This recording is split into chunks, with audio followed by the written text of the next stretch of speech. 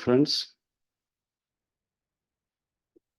As all of us, although we all of us take pride in Kerala's development experience, which is well known all across the world, thanks particularly to the popularity that was given to it by India's Nobel laureate, Professor Amartya Sen.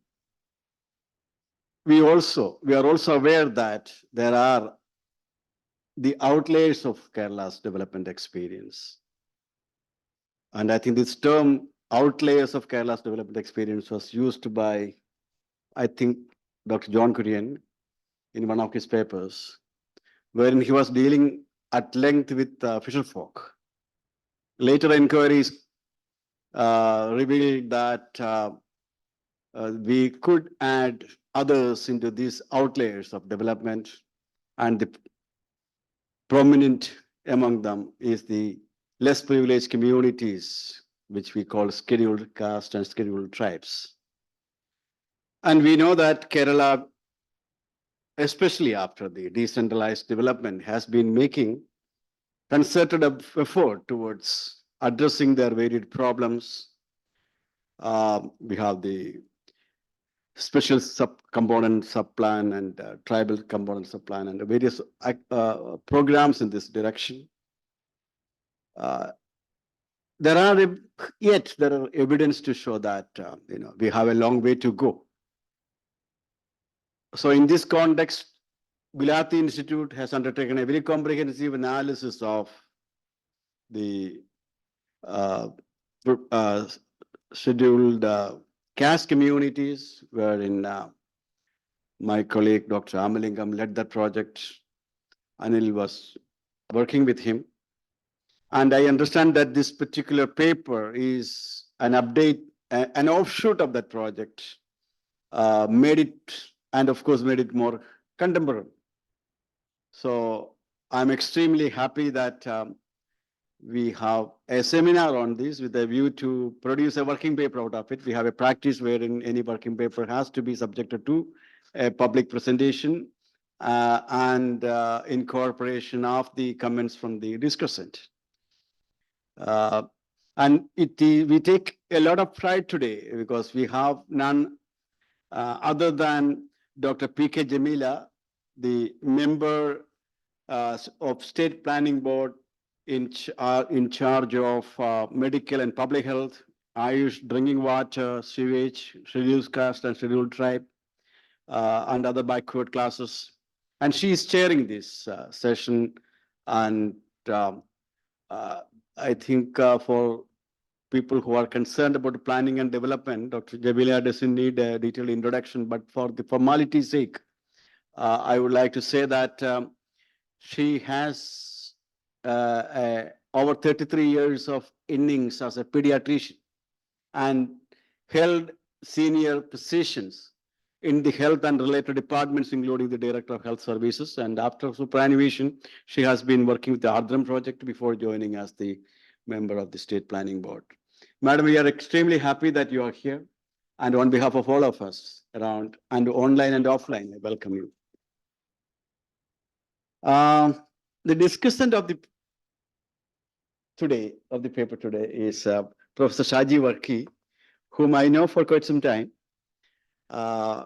He was the head of the department and head of the department in the political science department and dean of social sciences. After superannuation, he is continuing as the emeritus professor of the department. And he has made immense contribution, not only in the area of political science, also in the international politics. So I'm very happy that you spared your time to be with us, and we look very much towards your constructive criticism to the paper going to be presented. And about the modalities, I will no big modalities, but I welcome you on behalf of all of us gathered here. I note the presence of our colleagues from Scheduled Caste and Scheduled Tribe Department. I note some of the friends of GIFT have already joined online. and of course, my colleagues and students, I warmly welcome you. At the same time, I want to say final word saying that in a seminar of this type, sometime when you present a seminar in most research institutions, if you don't present a seminar, you are smart. The moment you present a seminar, everybody pile on to him. And he will be criticized, he will be dragged to the floor, he will be, most very often people come out bleeding. That only crime that he has done is presented a paper. So very often people don't do. But gift is a very different place. And we always welcome presentation. And we always try to think in a way that the person is enabled to say what he wants to say in a much more scientific manner. That is our job. In that process, if any of you are keeping quiet, I will take it as you are not friendly with Dr. Anil. And if you are his good friend, you should raise as many good questions as possible. Now, with these words, I invite Dr. P.K. Jamila to chair this meeting and conduct the proceeding. Over to you. Good afternoon. Professor K.J. Joseph, Director, GIFT. Speaker, Dr. UP Anil Kumar, and discussants, Dr. N. Ramalingam and Dr. Shaji Worki, and other faculties from GIFT, and representative from AC department, and my dear students.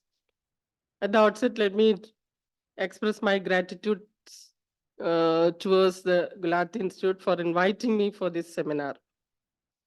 Actually, I am not an educationist, not an economist. I'm basically a health specialist, a pediatrician working in the health services for 33 years and retired as director of health services. After that also, I was working with Ardra Mission, which basically works for the transformation of the health system in Kerala. But after coming to the planning board, I was forced to look into the other fields like SC, ST, minorities, other backward classes, drinking water, and along with health. So then I could understand that the issue of health is not only it's not related to health department as such, but it is a variety of a multi-dimensional approach has to be there for health. Just like that also for health education. And we all know that Kerala is in the forefront for social development. If you ask me if what is the single reason for that, I will say it is female education. When education improves, especially female education improves, everything changes. The health changes, the hygiene changes, the illnesses changes, the environment changes, environment inside the house and outside the house, the community as such changes, and it pays for the development. But when you take Kerala's education scenario, there's a marginalized population. It's there from the time of development or formation of Kerala state itself. Actually, education has been there in our systems in the pre-independent era, especially because of the British people, the missionaries.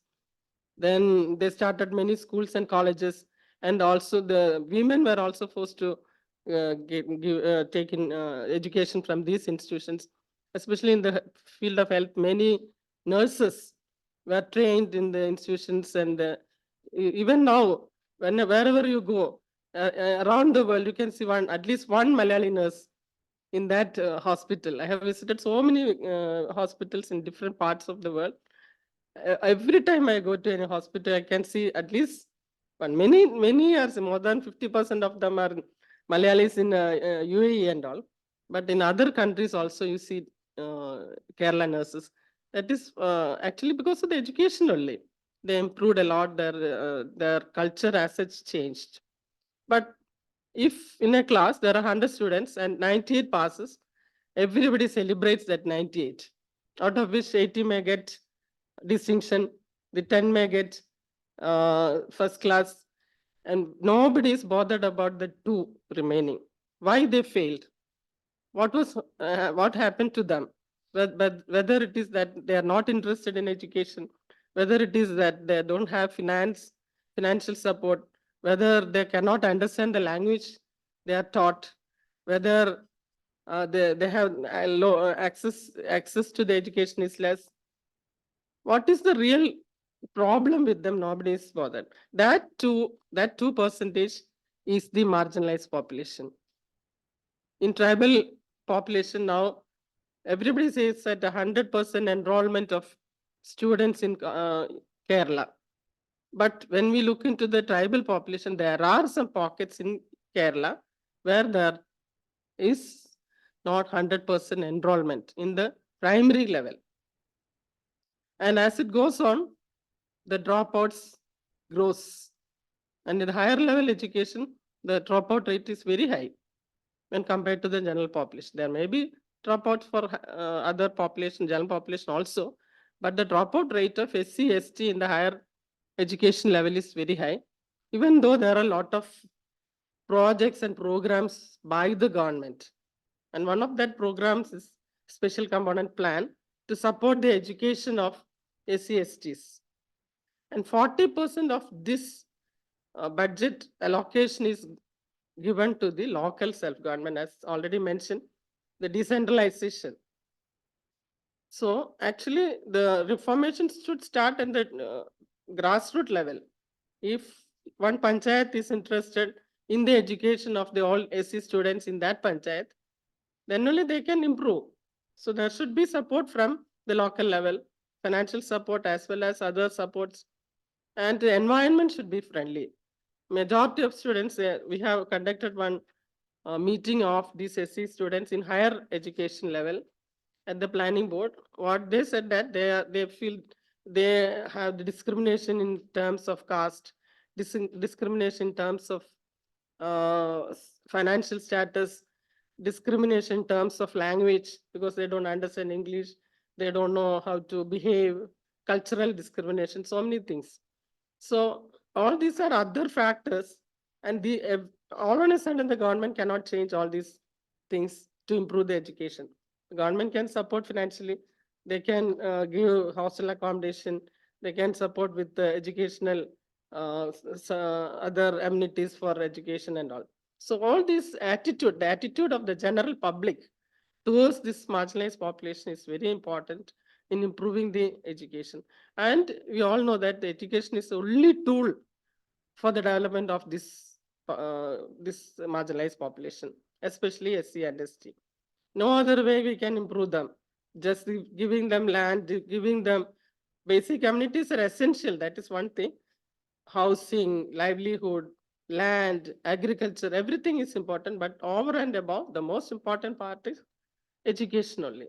So I think this is a very important study done by this Gulati Institute on the topic special component plan and the educational status of scheduled castes in Kerala. That is actually, I understand that this is related to the 12th plan.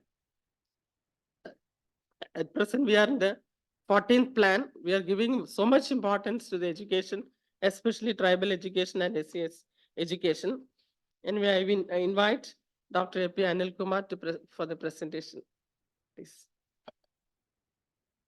Thank you, Madam. Respected Chair of this session, Dr. P.K. Jamila, and respected discussants, Dr. Professor Shaji Varki and Dr. Ramalingam, and other officials from Scheduled Caste Development Department, Joint Director Sri Rajesh, and Assistant District Development Officer Sri Sarin, and my colleagues and students. Let me start my presentation. It will take, I think, 15 to 20 minutes for my presentation.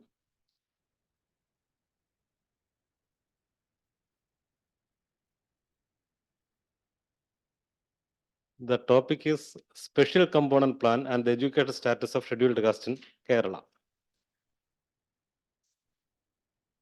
This is basically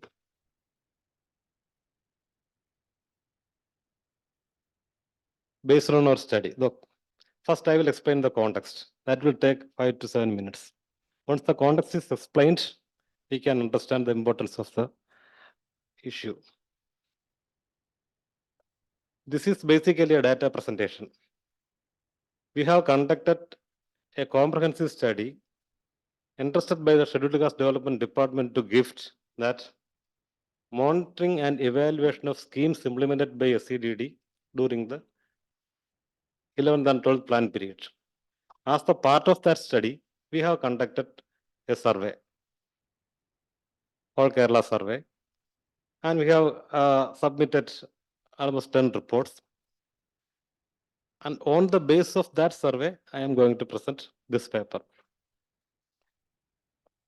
If we understand the importance of this issue, we have to first understand how they are marginalized and what is the legacy of that marginalization, how it happened in India.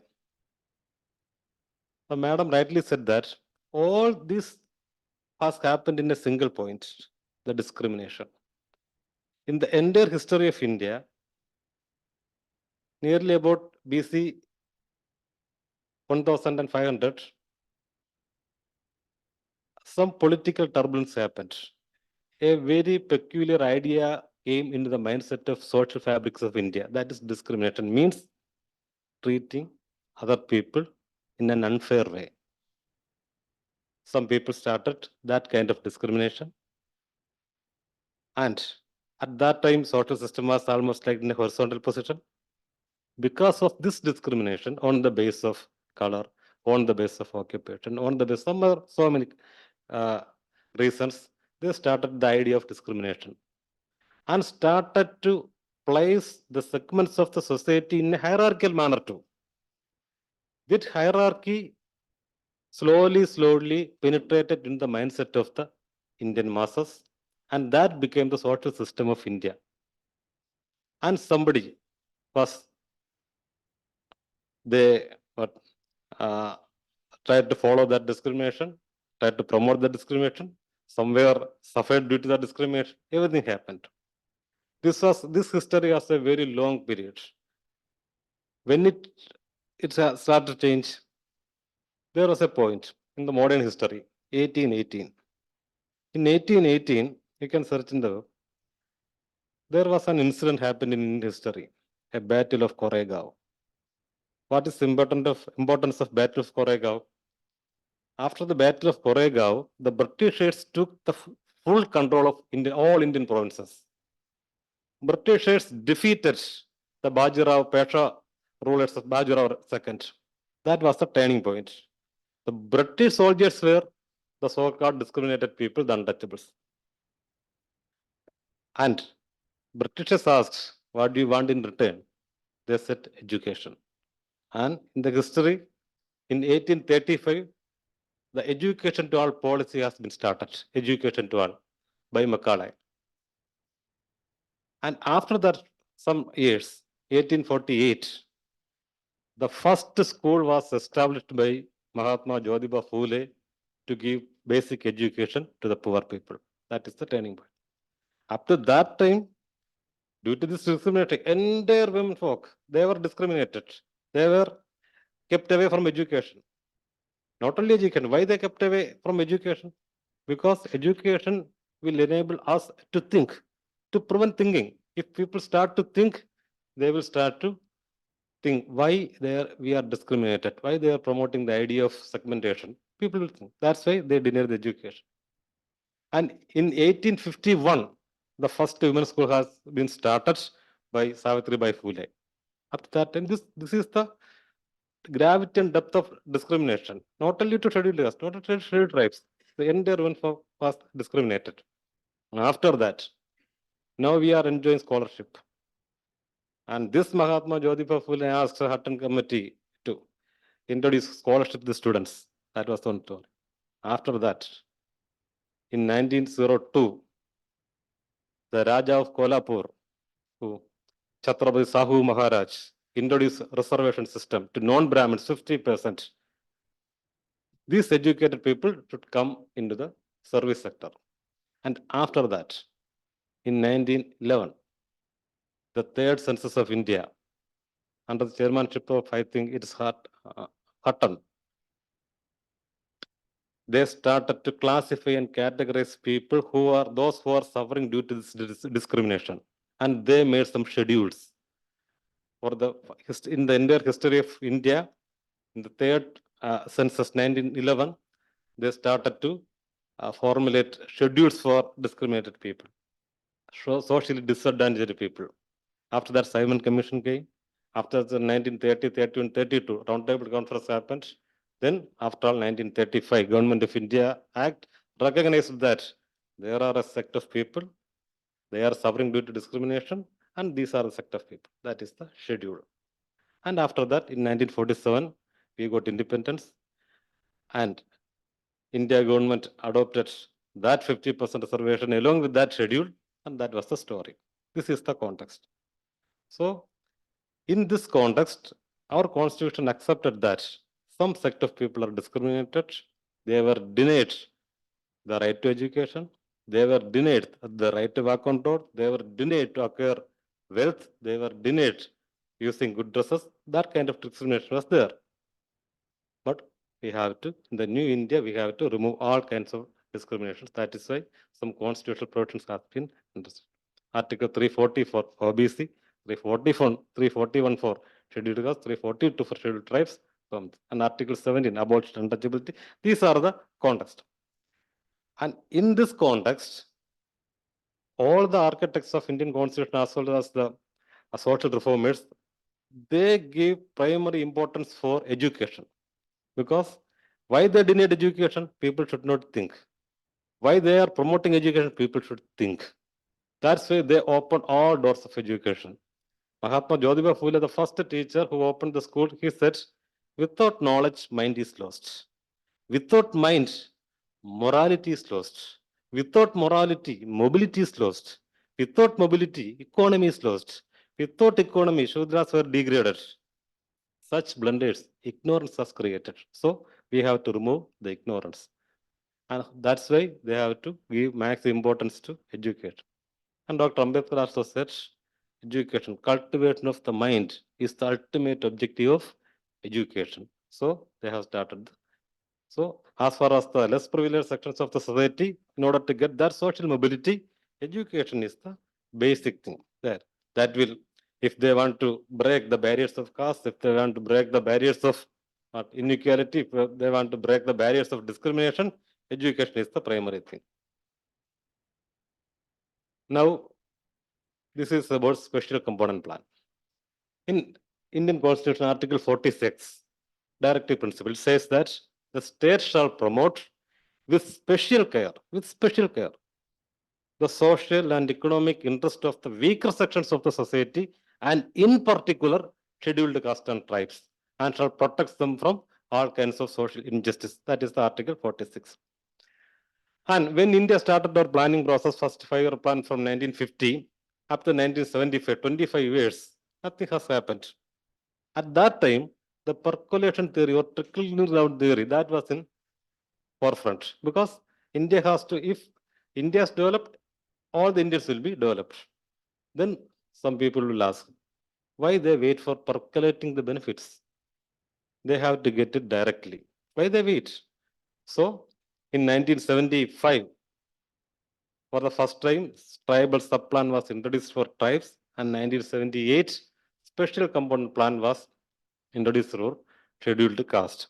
There are 5 features, mainly 5 features it has. First is the allocation should be in proportion to the population of scheduled caste and tribes. That is the first condition. Second, the primary objective of this allocation is to bridge the gap between economically advantaged communities and less privileged communities. So economic gap fixing means they have to promote income generating and employment generating activities. Third is benefits should be given directly, direct to individual, direct to household, direct to their habitat, direct to their institutions, direct to their organizations. Direct benefit system is introduced. Then schemes should be formulated on need basis, and this fund should not be diverted, should not be lapsed. That is the. And I interviewed the then Union Minister Yogendra Makwana and the then Secretary P.S. Krishnan. They said they faced tremendous challenges while introducing the SCP and TSP, because at that time, all the planners, all the political, they were against this. Oh, 10% or 22.5%, the entire plan amount is particularly investing for this particular sections of society. They will not agree, but somehow they have managed and the system has been introduced.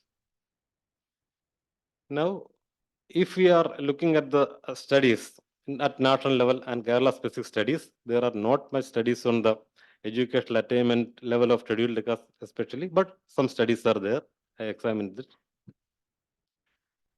And then this is the methodology we have adopted while doing the survey. And at that time,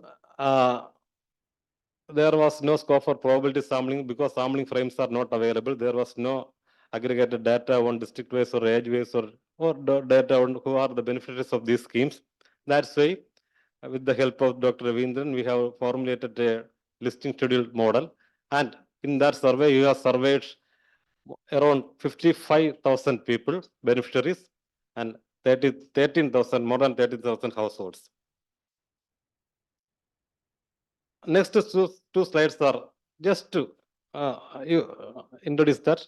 This is a special component plan allocation in the 13 plan period. Look, the 9 in Kerala, 9.1% of the total allocated plan fund is allocated for the scheduled caste and 1.24 for the scheduled tribes. That planners are keeping very well. And 55 in that amount, 55% are allocating to scheduled caste development department and 45% is given to local bodies. In the budget itself, it will be diverted in the appendix 4 or LSCD budget, we can see it. And the outlay is relatively stable. And the expenditure side, local bodies are showing more expenditure than the SCDD. And this is the allocation and expenditure in the 13 5-year plan in the education sector. And some little bit fluctuations are there, but even though some significant improvement is we can see in the education allocation. And SCDD is allocating more funds than the local bodies in the education sector. This is the physical target achieved. I have taken only 7 schemes. So many schemes are there, but I have taken the only comparable schemes. These schemes show that, for example, pre-matric scholarship, post-matric scholarship, assistance for studying abroad, stethoscope, laptop.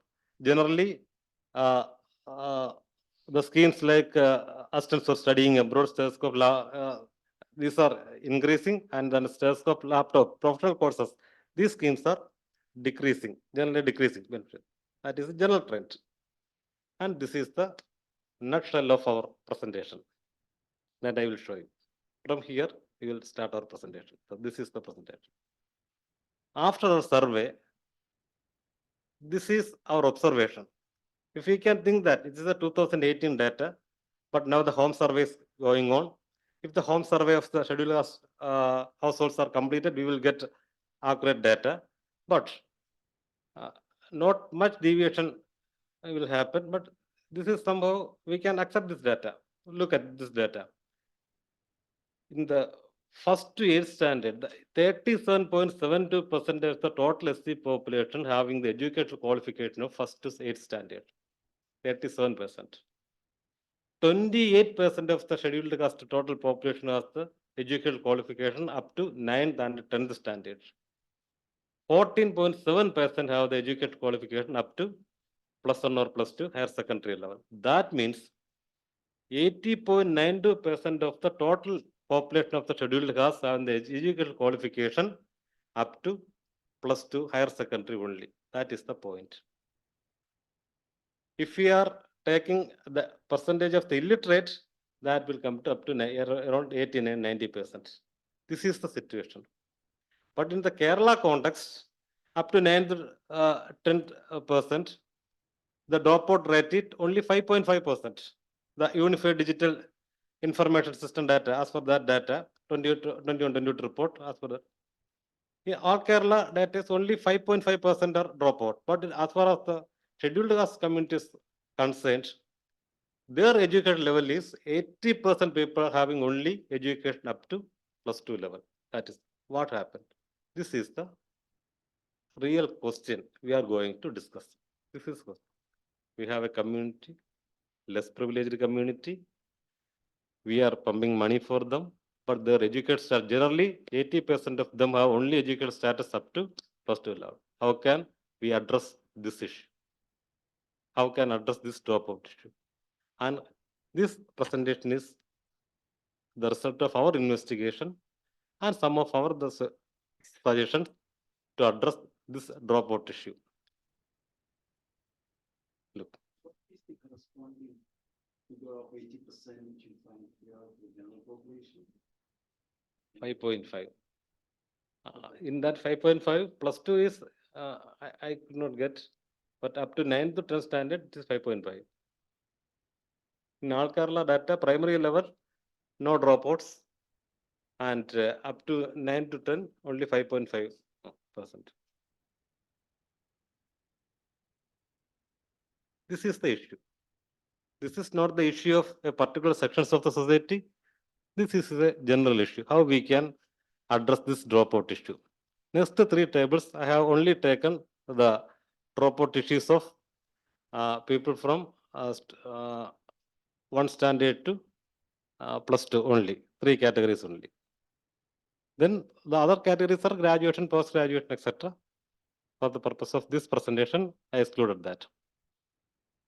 In the higher secondary level, +1, +2 level, only 14.7% have completed the higher secondary level. That is situation.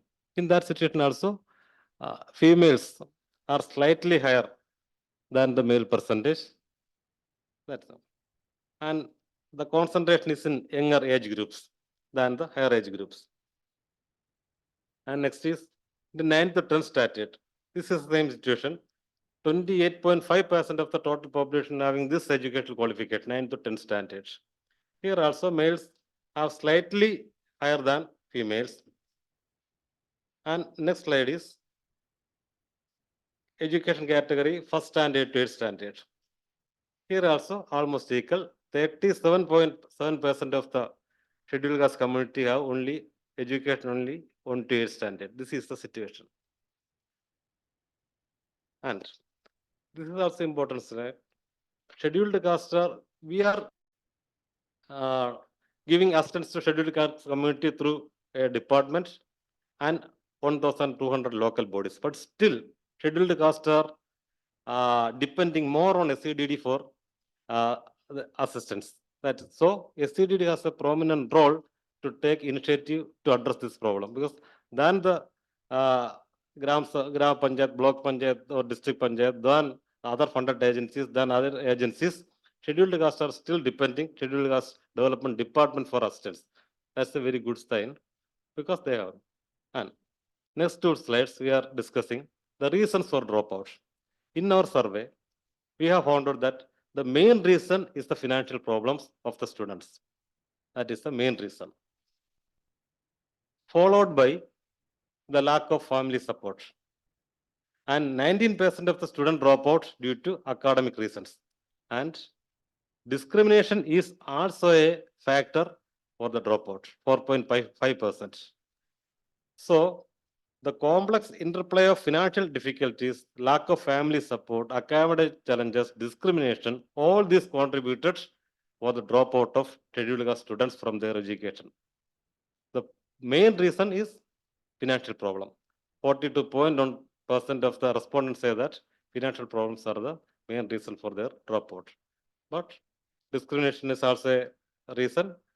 And the academic reasons means failure in examinations and learning difficulty, distance education. These are also academic reasons.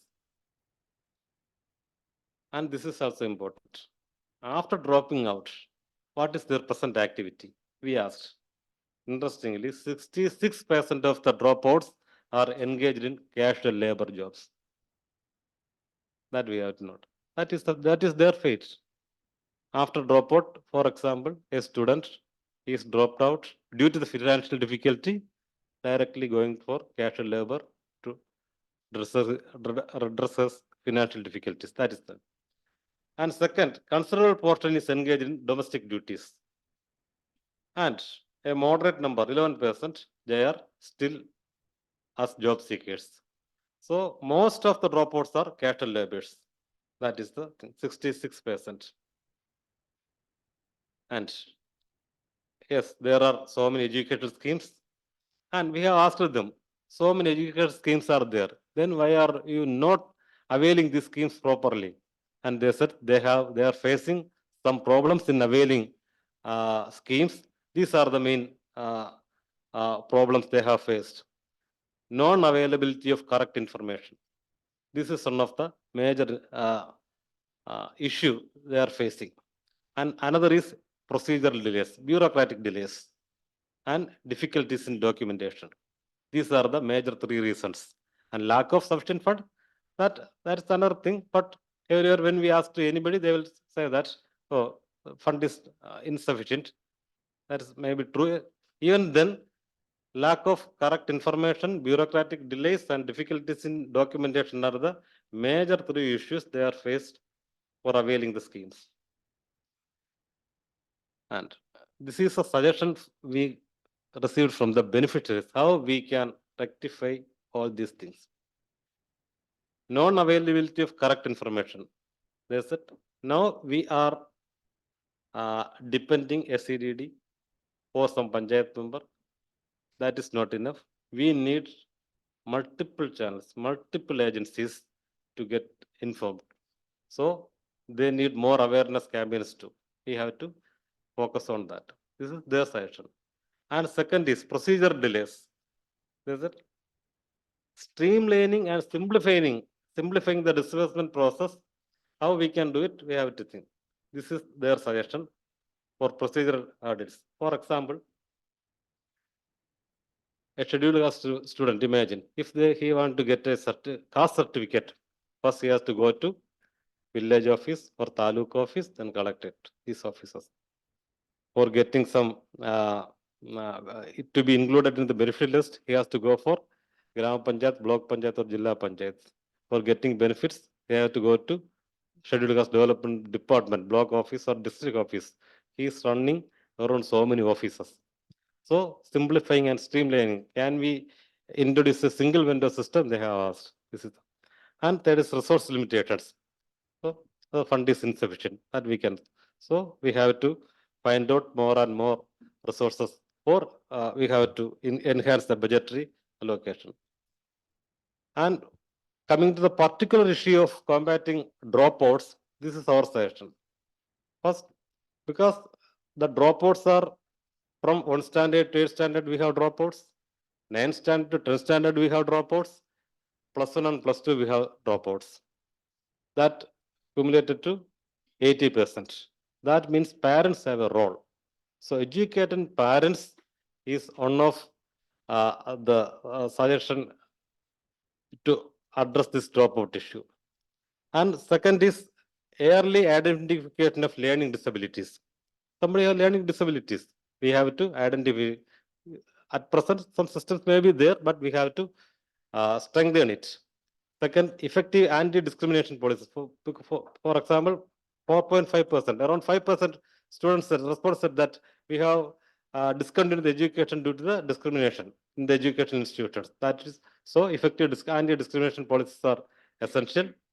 And exposure to diverse career paths means after the dropout, they are just going to casual labors. So they need the financial support. So exposure to diverse career paths is necessary, and mentorship programs are also important.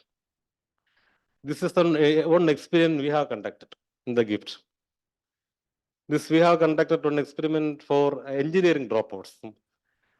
We have given, this is the initiative from Gujarat Institute with the support of Scheduled Caste Development Department and Tribe Department. And we have given wide publicity. You can see it's a paper advertisement. My phone number is given to that. Daily I got 300 to 400 phone calls daily. And somehow we have managed it, and somehow we have addressed this issue. This was our experiment, but this is not a good experiment, but this is an experiment, how we can address the dropout issues of scheduled caste students. And now we are coming to the last part of our presentation. How we can raise fund. If we want to address the issues of dropouts, we need funds. Left side, this is the present allocation pattern of SCDT. You see, this land, house, and education. These three schemes are taking 70.7% of the total allocation. And skill and employment only 5%. That means if we want to introduce a new program, we cannot take money from the present allocation. Because if we take money from this present allocation, we have to redistribute, cut short money from land scheme or housing scheme or education. That is not possible. So another program is we have to shift. That's our suggestion. How we can take more money from union government, because when Nidhi Aayog in 2017 Planning Commission was abolished, Nidhi Aayog is established. At that time, plan non-plan process, they have union government is stopped that, but we are still continuing. And planning board has no upper body, Nidhi Aayog has no lower body. Only government is playing in between. But union government has changed their system to project mode or mission mode.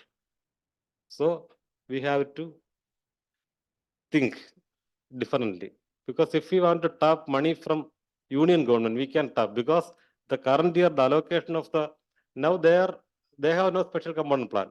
They are saying that this is a development act. 65,000 crore is the total allocation for the current year. From that amount, 500 crore to 1,000 crore, we can easily manage. We will easily get, because when the former special secretary Prashant sir, when he was leaving his office, he said we failed to get minimum 500 crore from union government. What was the method? He didn't disclose, but STC, Scheduled Tribes Component, DAPSC, Development Action Plan for Scheduled Caste. These funds are there. Look, 1,65 crore thousand is the 65,000 is the allocation is for the present year. From that amount, we can tap more money, but we have to go to them with a project or a mission. They will fund for that project or mission. Otherwise, they will not. Traditionally, we are approaching only Ministry of Social Justice and Empowerment only. Scheduled Tribe Department is they are approaching MOTA only, Ministry of Tribal Affairs only. All other departments, more than 40 departments have this fund. So we can approach many departments for fund. They will give, but only condition is their method is project or mission. We have to plan accordingly. This is the situation. And just a minute, we are discussing about Vikasit Bharat. In 2047, we are going to be Vikasit Bharat. When we become the Vikasit Bharat, we should not forget these people, because they have the history of past discrimination. They have the ongoing practice of unconscious biases. They are experienced the practices of the covered and overt biases. They are experienced it. The fancy slogan is we should not leave anybody behind. That is a fancy slogan. But if we want to practice it effectively, we have to address one of the issues, how we can deal the dropouts issues of the scheduled caste or tribes or fisher folk or OBCs or carpenter community. Many other communities are there. How we can humanize our activities. That is the important. So with these words, I end this presentation and is waiting for further discussion and suggestion. Thank you, madam. Thank you, Dr. Anil Kumar, for a an extensive and very informative presentation. Shall we go for the discussion? Yes. Thank- Then, first of all, let us hear from Dr. Ramalingam, Associate Professor Gift. So I asked, Okay. because I am the part of the project. Okay, so that okay. I will be telling only the things about. Then I invite Dr. Shaji Verki, Emeritus Professor, Department of Political Science. I will tell the bad thing now. Yeah. Okay. So, Dr. Jamila, Joseph, Anil Kumar, my friends, students. I have read the paper and my comments are exclusively based on the paper. And this is largely that you have presented without much of a difference. Your this report is bulky one. It may have lot of other things, but I don't. This exclusively on the basis of the paper that you have given. First is, that is all usual thing like objective, the study's objectives are not spelled out in the work. That is unnecessary comment anyway, but I am starting from page 1 to the last. Second, when it comes to the review of literature, one important study that you have missed out is K.K. George's work. It came out in 2011. Higher education in Kerala, how inclusive is it to SC and ST?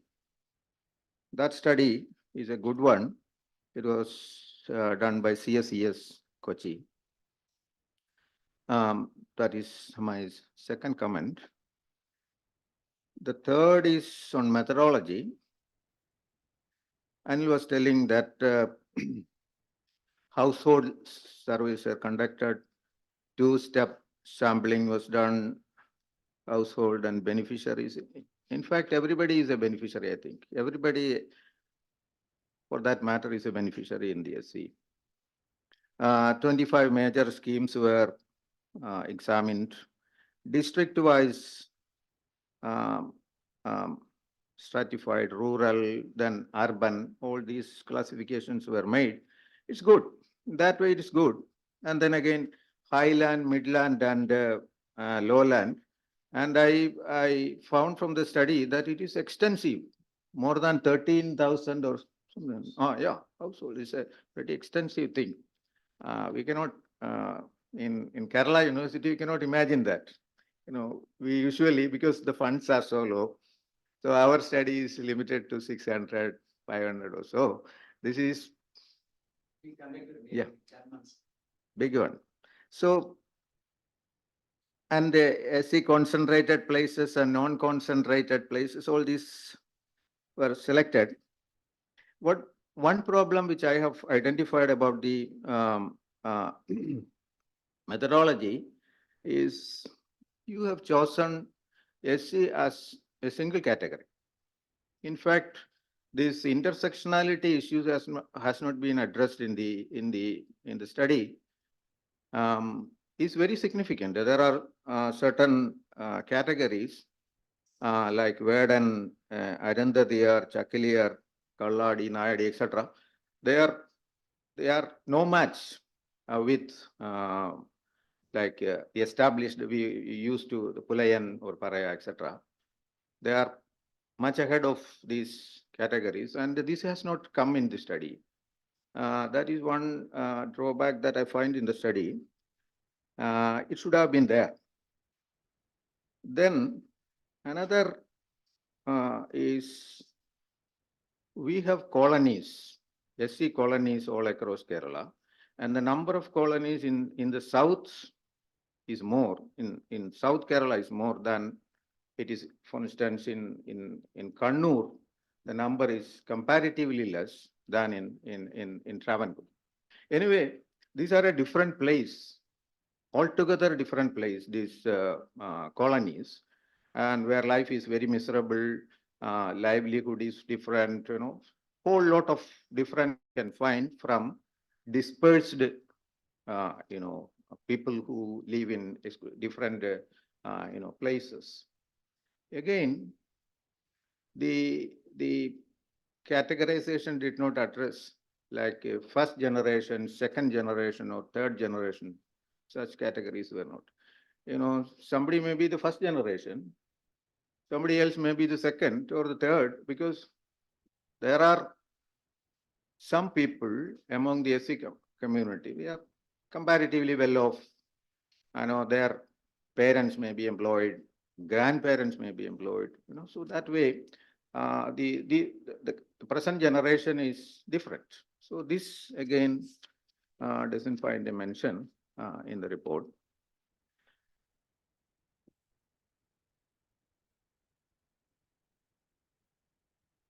In page number 11,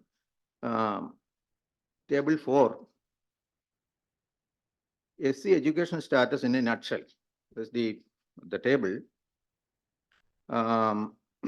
where it has Anil has shown it. Graduates are 3.83, PG postgraduates 0.77.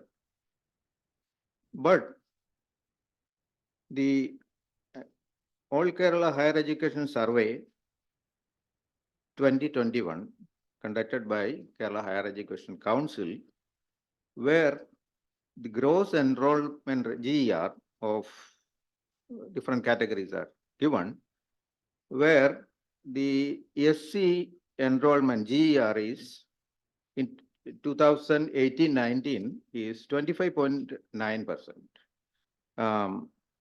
Is not percent, 25.9. And it 2015-16 it is 22, then slightly less in 2011-12, 16. No, you can perhaps explain it. Does this 3.83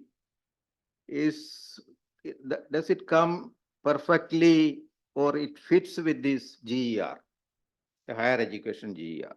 That you can explain.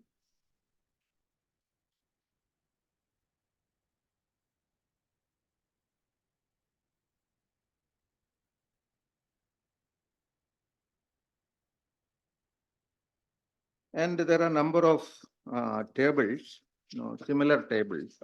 These similar tables like qualification category, postgraduate and above present. Similar tables, table number 6, table number 7, table number 8, table number 9, table number 10. Almost similar. It has been differentiated on the basis of age. Age is given. I have a problem because it could have been better if education was used as a variable than age, because what is the relevance of age in it? Because you have 15 to 24, then 25 to 34, 35 to 44, 60. What is the we are mainly dealing with the present generation or age. So what is the relevance of those, the old age and other things?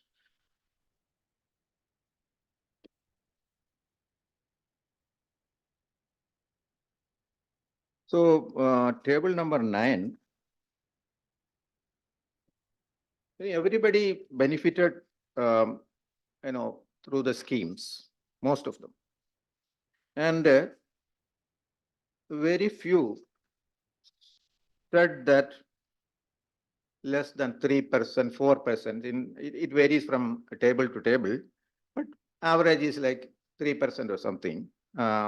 They did not benefit through the respondents did not benefit through the schemes. But when it comes to table number 9, 8.1% did not benefit through the scheme. That is the 9th standard to 10th standard. What is so unique about this? It stands out. Like 8% says that they did not benefit the schemes through the schemes. That is again.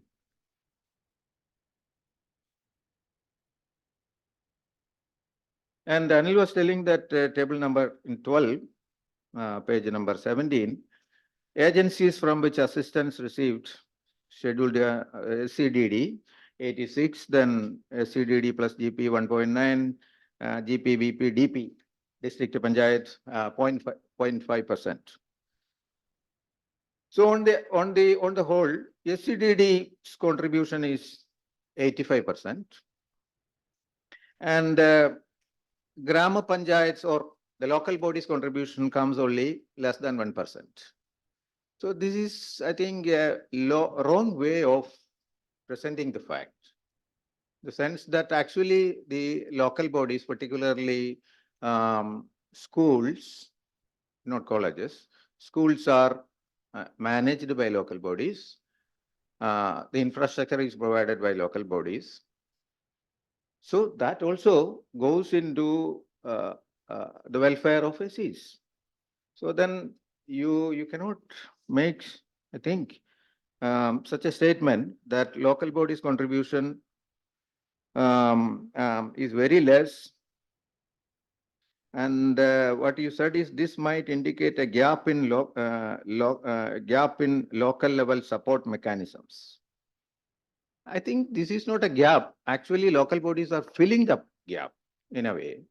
And it is quite palpable also that during the last maybe 2 decades, local bodies are contributing tremendously to the improvement of healthcare, education, and all that. So we cannot lose sight of that. And again, 13, reasons for dropping out. This is page number 18. Multiple reasons are given out, which respondents have to choose out the most. So, what you said in 13 is there are number of reasons. Acquired a job, lack of family support, financial problems, distance to institutions, discrimination. And you said that 42% has financial problems, lack of family support, 20%. So the problem with this table is that the sum is 100%. So you have multiple, replies. So lack of family support is one reason. Then financial problem is again one reason. Those who say that 42% has financial problems, they have family problems also, may have. Okay. Then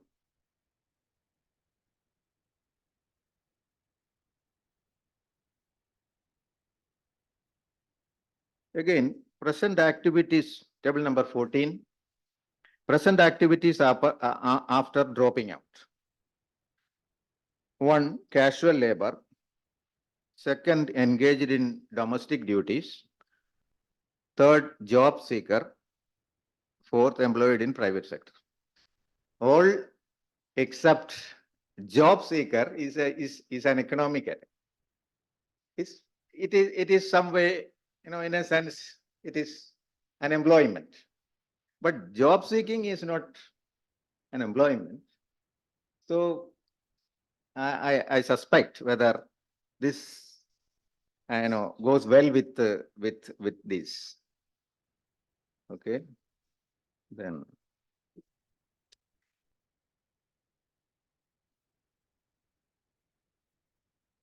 so the issue is that even a casual employee is at the same time a job seeker.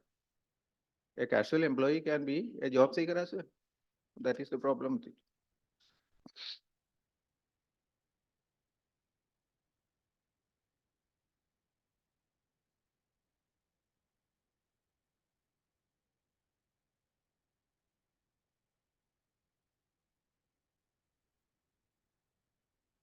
table number 15.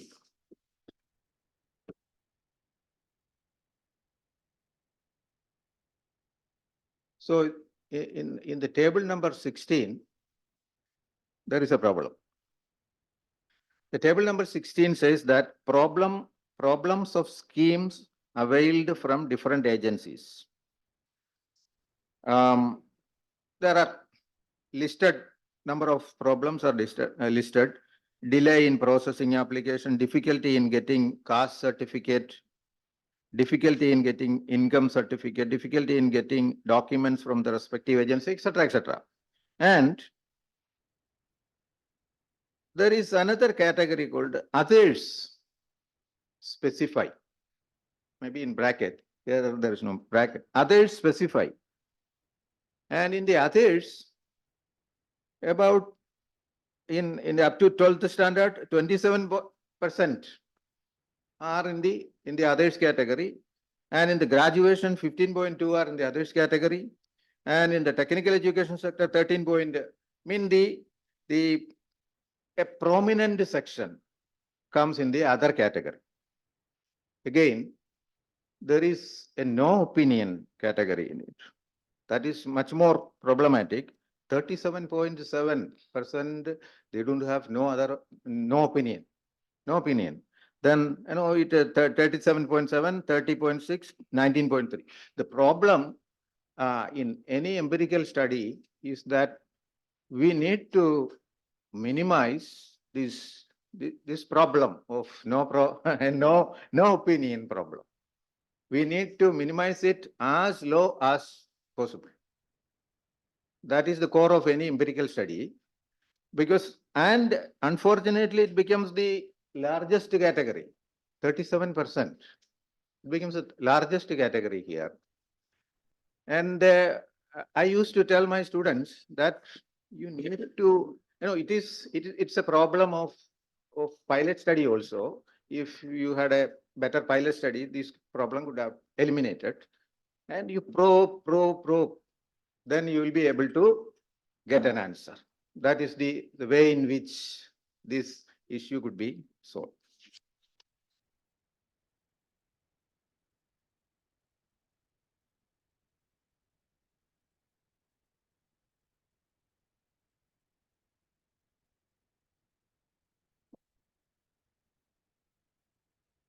Then the issue of skill acquisition.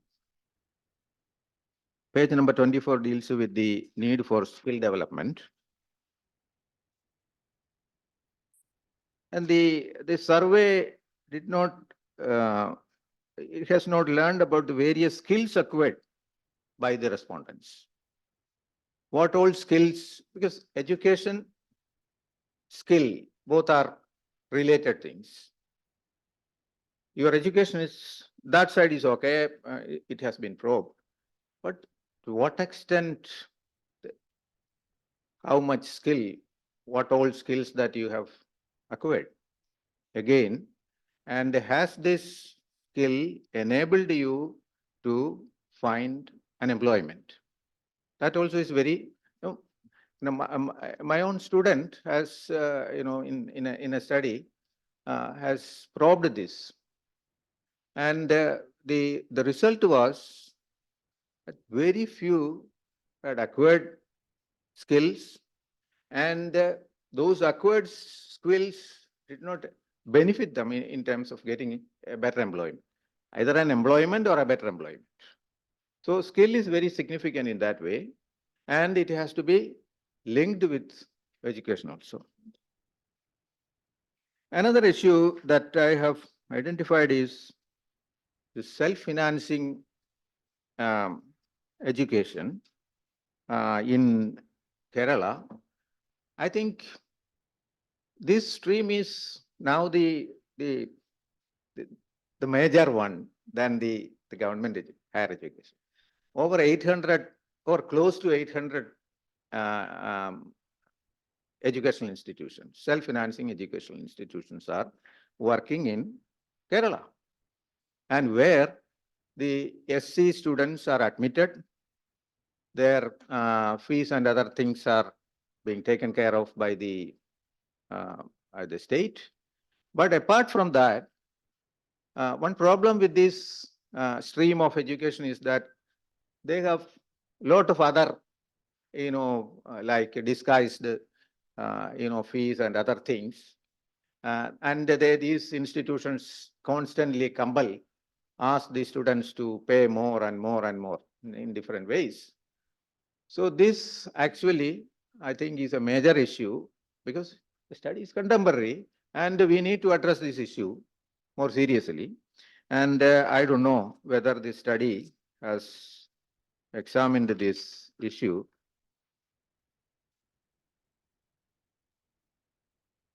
These are some of the issues that I have.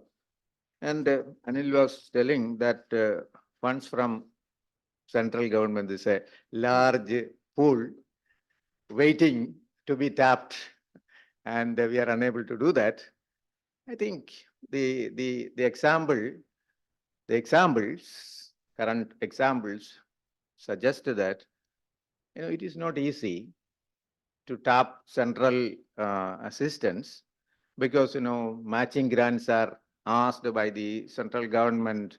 Various conditions are, laid by central government. Modi's name to be attached to the various schemes. So a plethora of issues face, and the MGNREG issue is very evident. We studied it together. No, Yeah. you, and so it's very evident that the scheme is almost, become irrelevant now. So central is actually providing the money, and where does the money, the money is not coming. And only part of the money is coming, and the allocation is getting depleted year by year. So, one of the, say the flagship programs of central government, and it's aimed at poverty alleviation also, and that way, SCs have a stake in it in terms of protecting it. But the way in which central government is acting suggests that,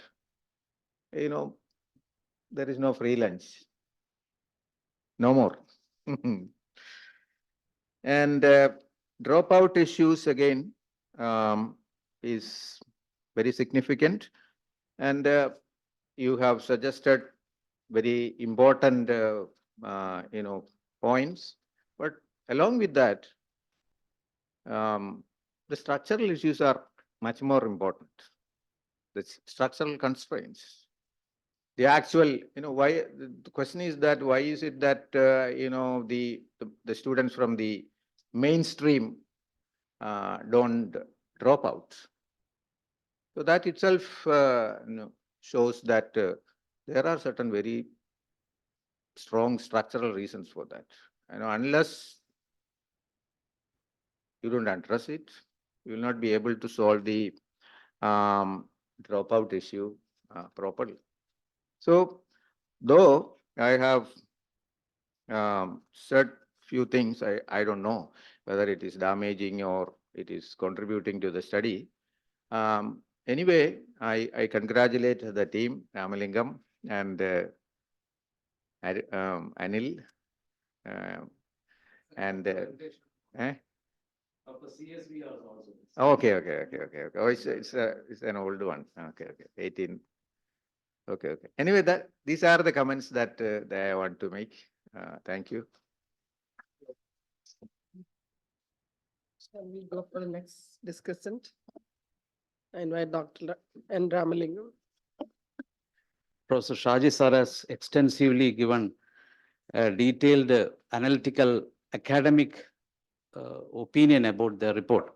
Actually, the project was not intended to give any academic thing. Actually, UP Anil has culled out some of the points and put a working note on that. The intention of the project is to, actually, I am not an economic person. I am from a management. Intention of the project is to do some a scheme-wise analysis, whether the scheme is properly being addressed. What is the problem of the scheme? and whether the scheme has thing. And we have given nearly 10 reports on that. And the reports 7, 8, 9 deals with the survey-based report. Other reports are institutional reports. We took about the model schools, various etc. Actually, we traveled, myself and Venkaleshwaran, actually UPNL joined later. We traveled almost all districts.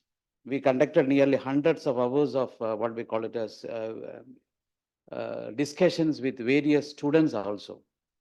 Actually, I don't want to defend your issues because the job is Anil. It is not my job, because I can say that nearly 60% of your issues can be defended properly, but his job is to do that.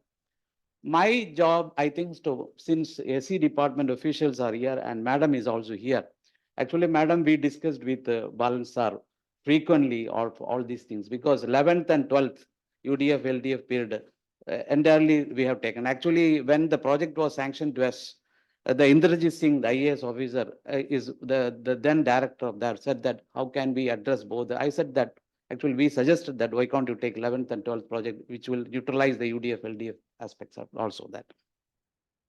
Now, I like to discuss only something which is a takeaway to the SC department as well as to the planning board member.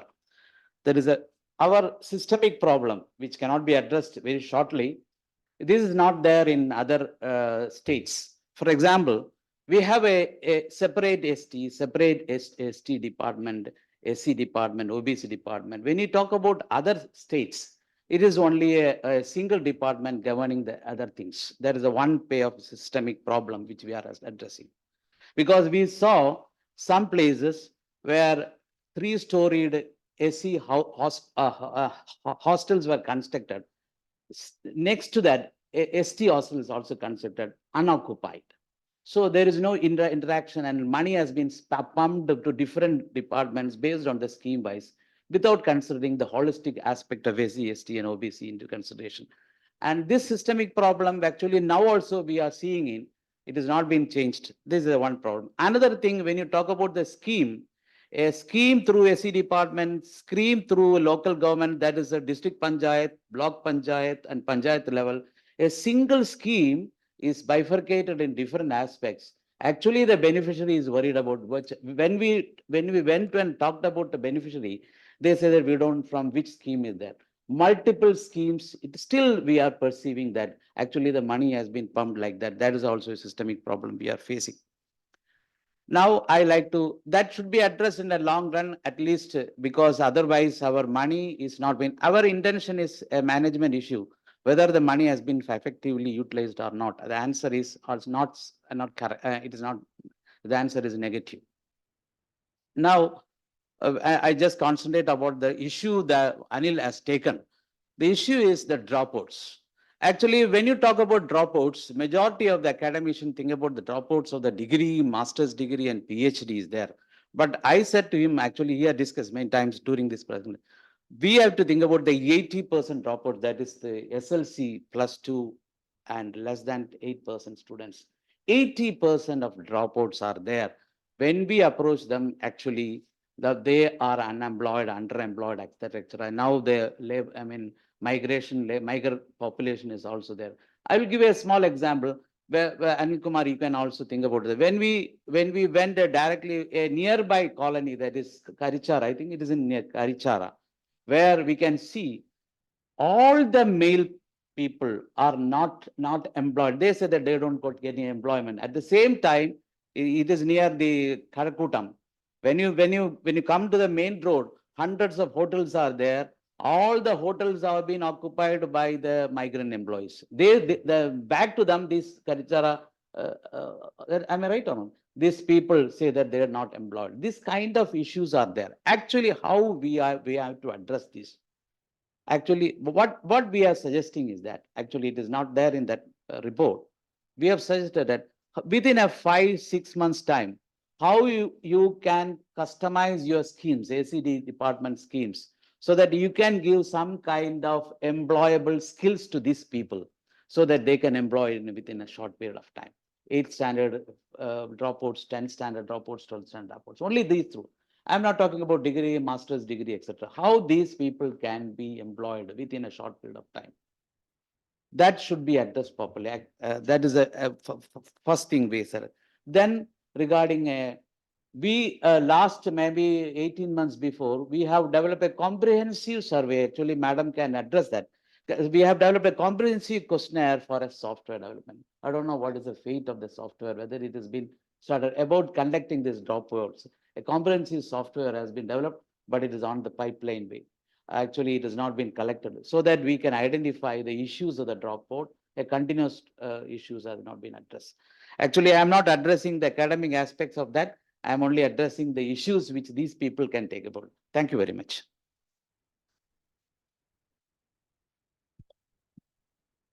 Now I invite representatives from SCBD department. Mr. Who is? Yes, Rajesh, Joint Director.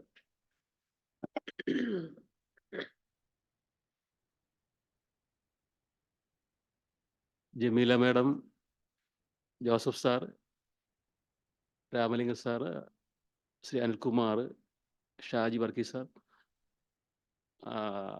മറ്റ് വിദ്യാർത്ഥികളെ, മറ്റ് സ്റ്റാഫുകൾ. ഞാൻ പട്ടിക വികസന വകുപ്പിലെ joint ഡയറക്ടറാണ്. പേര് Rajesh.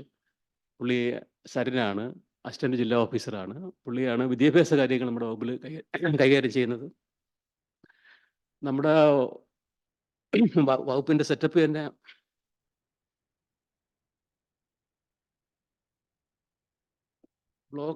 Block municipality corporation level SED ഓഫീസുകളും അതിൻ്റെ മുകളിൽ ജില്ലാ ഓഫീസുകൾ, അതിൻ്റെ മുകളിൽ ഡയറക്ടറേറ്റ്, അങ്ങനെയാണ്. അതിൻ്റെ മുകളിലാണ് മിനിസ്റ്റർ ഓഫീസ്, മറ്റു കാര്യങ്ങൾ. അപ്പോൾ നമുക്കറിയാം, കാര്യങ്ങളെല്ലാം തന്നെ ഗവൺമെൻറ്റിന് രാഷ്ട്രീയപരമായിട്ട് തീരുമാനങ്ങൾ ഫലമായിട്ട് വരുമ്പോൾ അത് ഡയറക്ടറേറ്റ് തലത്തിലും താഴോട്ട് ഇംപ്ലിമെൻ്റ് ചെയ്യപ്പെടുന്നത്. അപ്പം ഞാൻ തന്നെ 10-20 വർഷത്തോളം സർവീസായി. കേരളത്തിൽ വിവിധ ഏകദേശപ്പെട്ട ജില്ലകളിൽ ജോലി നോക്കിയിട്ടുണ്ട്. പട്ടിക വികസന ഓഫീസർ ഗ്രേഡ് 2 ആയിട്ട് കയറുകയും അതിനുശേഷം പ്രൊമോഷനൊക്കെ ആയിട്ട് പിന്നെ ജില്ലാ ഓഫീസർ, അസിസ്റ്റന്റ് ജില്ലാ ഓഫീസർ, DD നോർത്ത് കോഴിക്കോട്, അതിനുശേഷം JD ഡയറക്ടറേറ്റിലാണ്. JDമാർ, അവിടെ AD, പിന്നെ ഡയറക്ടർ, അങ്ങനെയൊക്കെയാണ്. അപ്പോൾ ഇതിൻ്റെ കഴിഞ്ഞ 20 വർഷത്തെ പ്രവർത്തന ഫലമായിട്ട് അല്ലെങ്കിൽ ജോലി ചെയ്യുമ്പോൾ മനസ്സിലാക്കിയിട്ടുള്ള കാര്യങ്ങൾ, നമ്മുടെ ജനവിഭാഗം അറിയാമല്ലോ. നമുക്ക് 1.5 കോടി ജനവിഭാഗം കേരളത്തിലുള്ളതിൽ 40 ലക്ഷത്തോളം ആൾക്കാരാണ് SC പോപ്പുലേഷൻ. അതിൽ ജില്ലയിൽ തന്നെ ഒരു 4 ലക്ഷത്തോളം ആൾക്കാർ വരും. പണ്ടത്തെ സർവേയാണ് നമ്മളിപ്പോഴും പലപ്പോഴും പറയാറുള്ളത്. അതിനുശേഷം സർവേ നടത്തിയിട്ടുണ്ടാവില്ല. അപ്പോൾ ഇവിടെ പ്രശ്നങ്ങളിലേക്ക് പറയുമ്പോൾ തീർച്ചയായിട്ടും SC അവരുടെ കാര്യം, നമ്മുടെ ആൾക്കാരുടെ കാര്യം നോക്കാൻ വേണ്ടി SC ഡിപ്പാർട്ട്മെൻറ്റ്, SC ഡിപ്പാർട്ട്മെൻറ്റ് എല്ലാം ഉണ്ട്.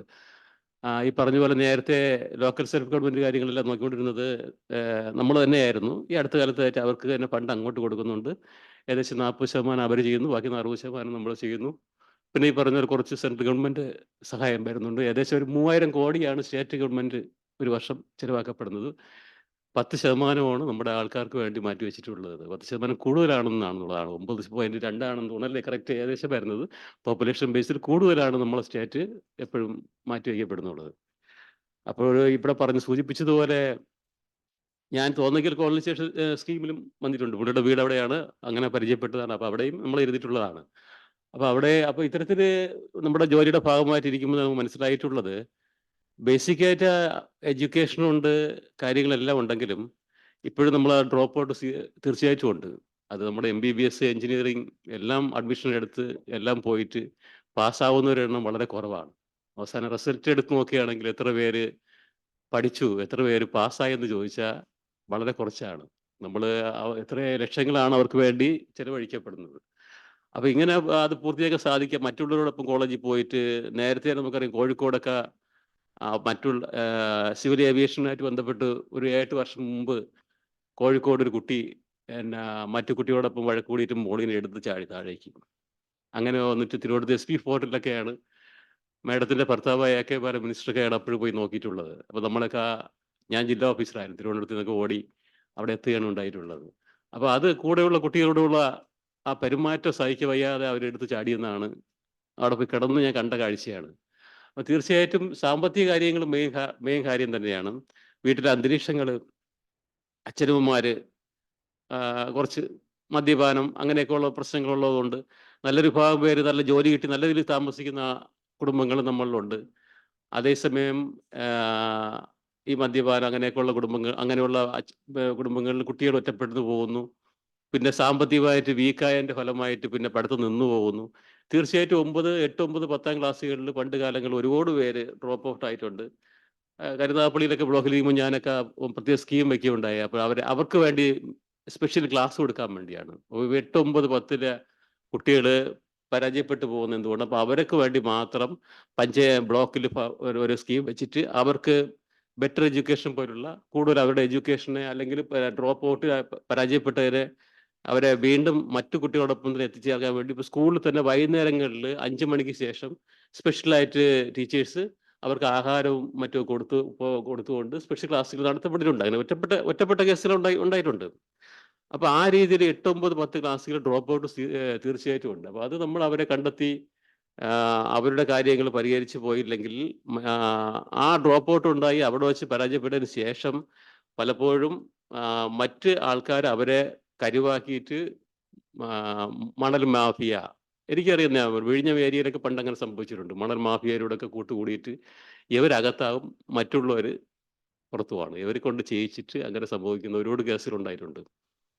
അപ്പോൾ പേരുദോഷവും ബുദ്ധിമുട്ടും എല്ലാം ഇവർക്കാണ്. ഇവരെ ഉപയോഗപ്പെടുത്തിയിട്ട് അല്ലെങ്കിൽ മറ്റു കൂട്ടുകെട്ടിലൂടെ പോയിട്ട് അവർ താൽക്കാലികത്തിന് വേണ്ടി കൂടെ പോയിട്ട് അവർ പലപ്പോഴും അകത്താകുന്ന ഒരവസ്ഥ ഉണ്ട്.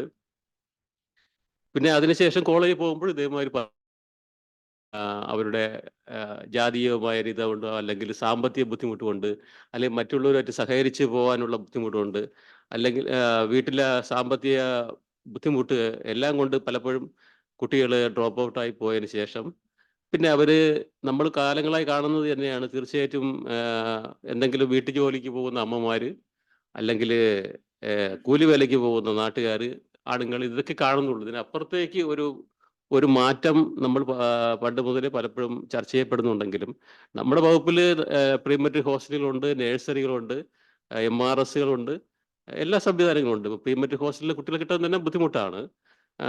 അത്രത്തോളം ഒരു കുട്ടി 2 കുട്ടിയൊക്കെ ഉള്ളത് കൊണ്ട് മിക്കയിടത്തുനിന്നും എല്ലാവരും സ്വയം പഠിപ്പിക്കുകയാണ് ചെയ്യുന്നത്. പക്ഷെ എന്നിരുന്നാൽ പോലും ഇപ്പോഴും ഇവയുടെ ആവശ്യങ്ങൾ അല്ലെങ്കിൽ നമുക്ക് ഇവരെ ഇനിയും നമ്മുടെ ജനവിഭാഗത്തിന് ഇനിയും പുതിയ കാര്യങ്ങൾ നമുക്കറിയാം. എനിക്ക് ജില്ലാ ഓഫീസറായിരിക്കുമ്പോൾ ഞാനൊരു കാഞ്ഞിരംകുളത്തുള്ള ഒരു കാക്കത്തോട്ടം കോളനി എന്ന് പറഞ്ഞ സ്ഥലത്തൊക്കെ പോയിരുന്നു. എല്ലാം കേരളത്തിൽ ഏകദേശം ഇവിടെ സ്ഥലങ്ങൾ പോയിട്ടുണ്ട്. അപ്പോൾ അവരോട് പോയപ്പോൾ ഒരു സ്ത്രീ ഇരുന്ന് നൂല്, അതായത് കുറച്ച് നൂലിൻ്റെ ഓരോ ഭാഗങ്ങളെടുത്ത് പാക്ക് ചെയ്യുന്നു. അങ്ങനെ അതായത് നമ്മളിപ്പോൾ ഒരു നൂല് പാക്കറ്റായിട്ട് കിട്ടുമ്പോൾ ഒരുമിച്ച് നൂല് വാങ്ങുന്നതാണ്. അപ്പോൾ അവർ പാക്ക് ചെയ്ത് വെക്കുമ്പോൾ ഒരു ബാറിട്ട് വെക്കുമ്പോൾ അതിന് 60 പൈസയാണ് കിട്ടണമെന്ന് ഞാൻ ചോദിച്ചത്. അപ്പോൾ അവർക്ക് ഒരു ദിവസം വരുമാനം 15 രൂപ എന്തോ ആണെന്ന് തോന്നുന്നത് കണക്കൂട്ടിയപ്പോൾ. ഒരു 4-5 വർഷം മുമ്പുള്ള കാര്യമാണ്. പണ്ട് കാലത്ത് നമുക്ക് നെയ്ത്തുണ്ടായിരുന്നു, ടൈൽസിൻ്റെ അല്ലെങ്കിൽ ഓടുണ്ടായിരുന്നു, ബീഡി, ഇങ്ങനെ പല പല വ്യവസായങ്ങളുണ്ടായിരുന്നു നമ്മുടെ ആൾക്കാർക്ക് വേണ്ടി. പ്രത്യേകിച്ചും കൃഷി ഉണ്ടായിരുന്നു, നല്ല കൃഷികളും കാര്യം കേരളത്തിലെല്ലാം. ഇപ്പം അതെല്ലാം നശിച്ചു പോയി. മാത്രമല്ല അതിപ്പം വീണ്ടും വരുന്നുണ്ട്. നമുക്ക് കൊക്കക്കോള, പെപ്സിയൊക്കെ പോയിട്ട് വീണ്ടും കരിക്കും മറ്റും ഇളനീര് വരുന്നുണ്ട്. ഇതേമാതിരി ഓരോ കാര്യങ്ങൾ ഇപ്പം നമുക്ക് റോഡ് നോക്കിക്കഴിഞ്ഞാൽ ഈ കലമൊക്കെ ആൾക്കാർ വീണ്ടും ഉപയോഗിച്ച് തുടങ്ങിയിട്ടുണ്ട്. വീണ്ടും തിരിച്ചു പോവുകയാണ്. ഈ വീടുകളെല്ലാം ടെറസാക്കി വീണ്ടും ഓലയിലേക്ക് പോകും, തിരിച്ചു പോകും. റൊട്ടേഷനാണ്. അതിൻ്റെ ഭാഗമാണ്. അപ്പം നമ്മുടെ ജനവിഭാഗത്തിൽ കാലഘട്ടത്തിനനുസരിച്ച് ഇപ്പോഴത്തെ കാലഘട്ടത്തിനനുസരിച്ച് ഇന്റർനാഷണൽ സ്റ്റാൻഡേർഡ് ആയിട്ടുള്ള തൊഴിൽ പരിശീലനങ്ങളാണ് ഇനി ആവശ്യം. തീർച്ചയായിട്ടും ഡിപ്പാർട്ട്മെന്റ് അടുത്ത കാലത്തായിട്ട് ഒരുപാട് ആൾക്കാരെ 500 പേരെ പിന്നെ മറ്റു രാജ്യങ്ങളിലൊക്കെ UK, ഐസ്ലാൻഡ്, ന്യൂസിലാൻഡ് ഇങ്ങനെയുള്ളിടത്തേക്ക് അയച്ചു. പല കോഴ്സുകളെല്ലാം അവർ 25 ലക്ഷം രൂപ വരെയാണ് അവർ കൊടുത്തിട്ടുള്ളത്.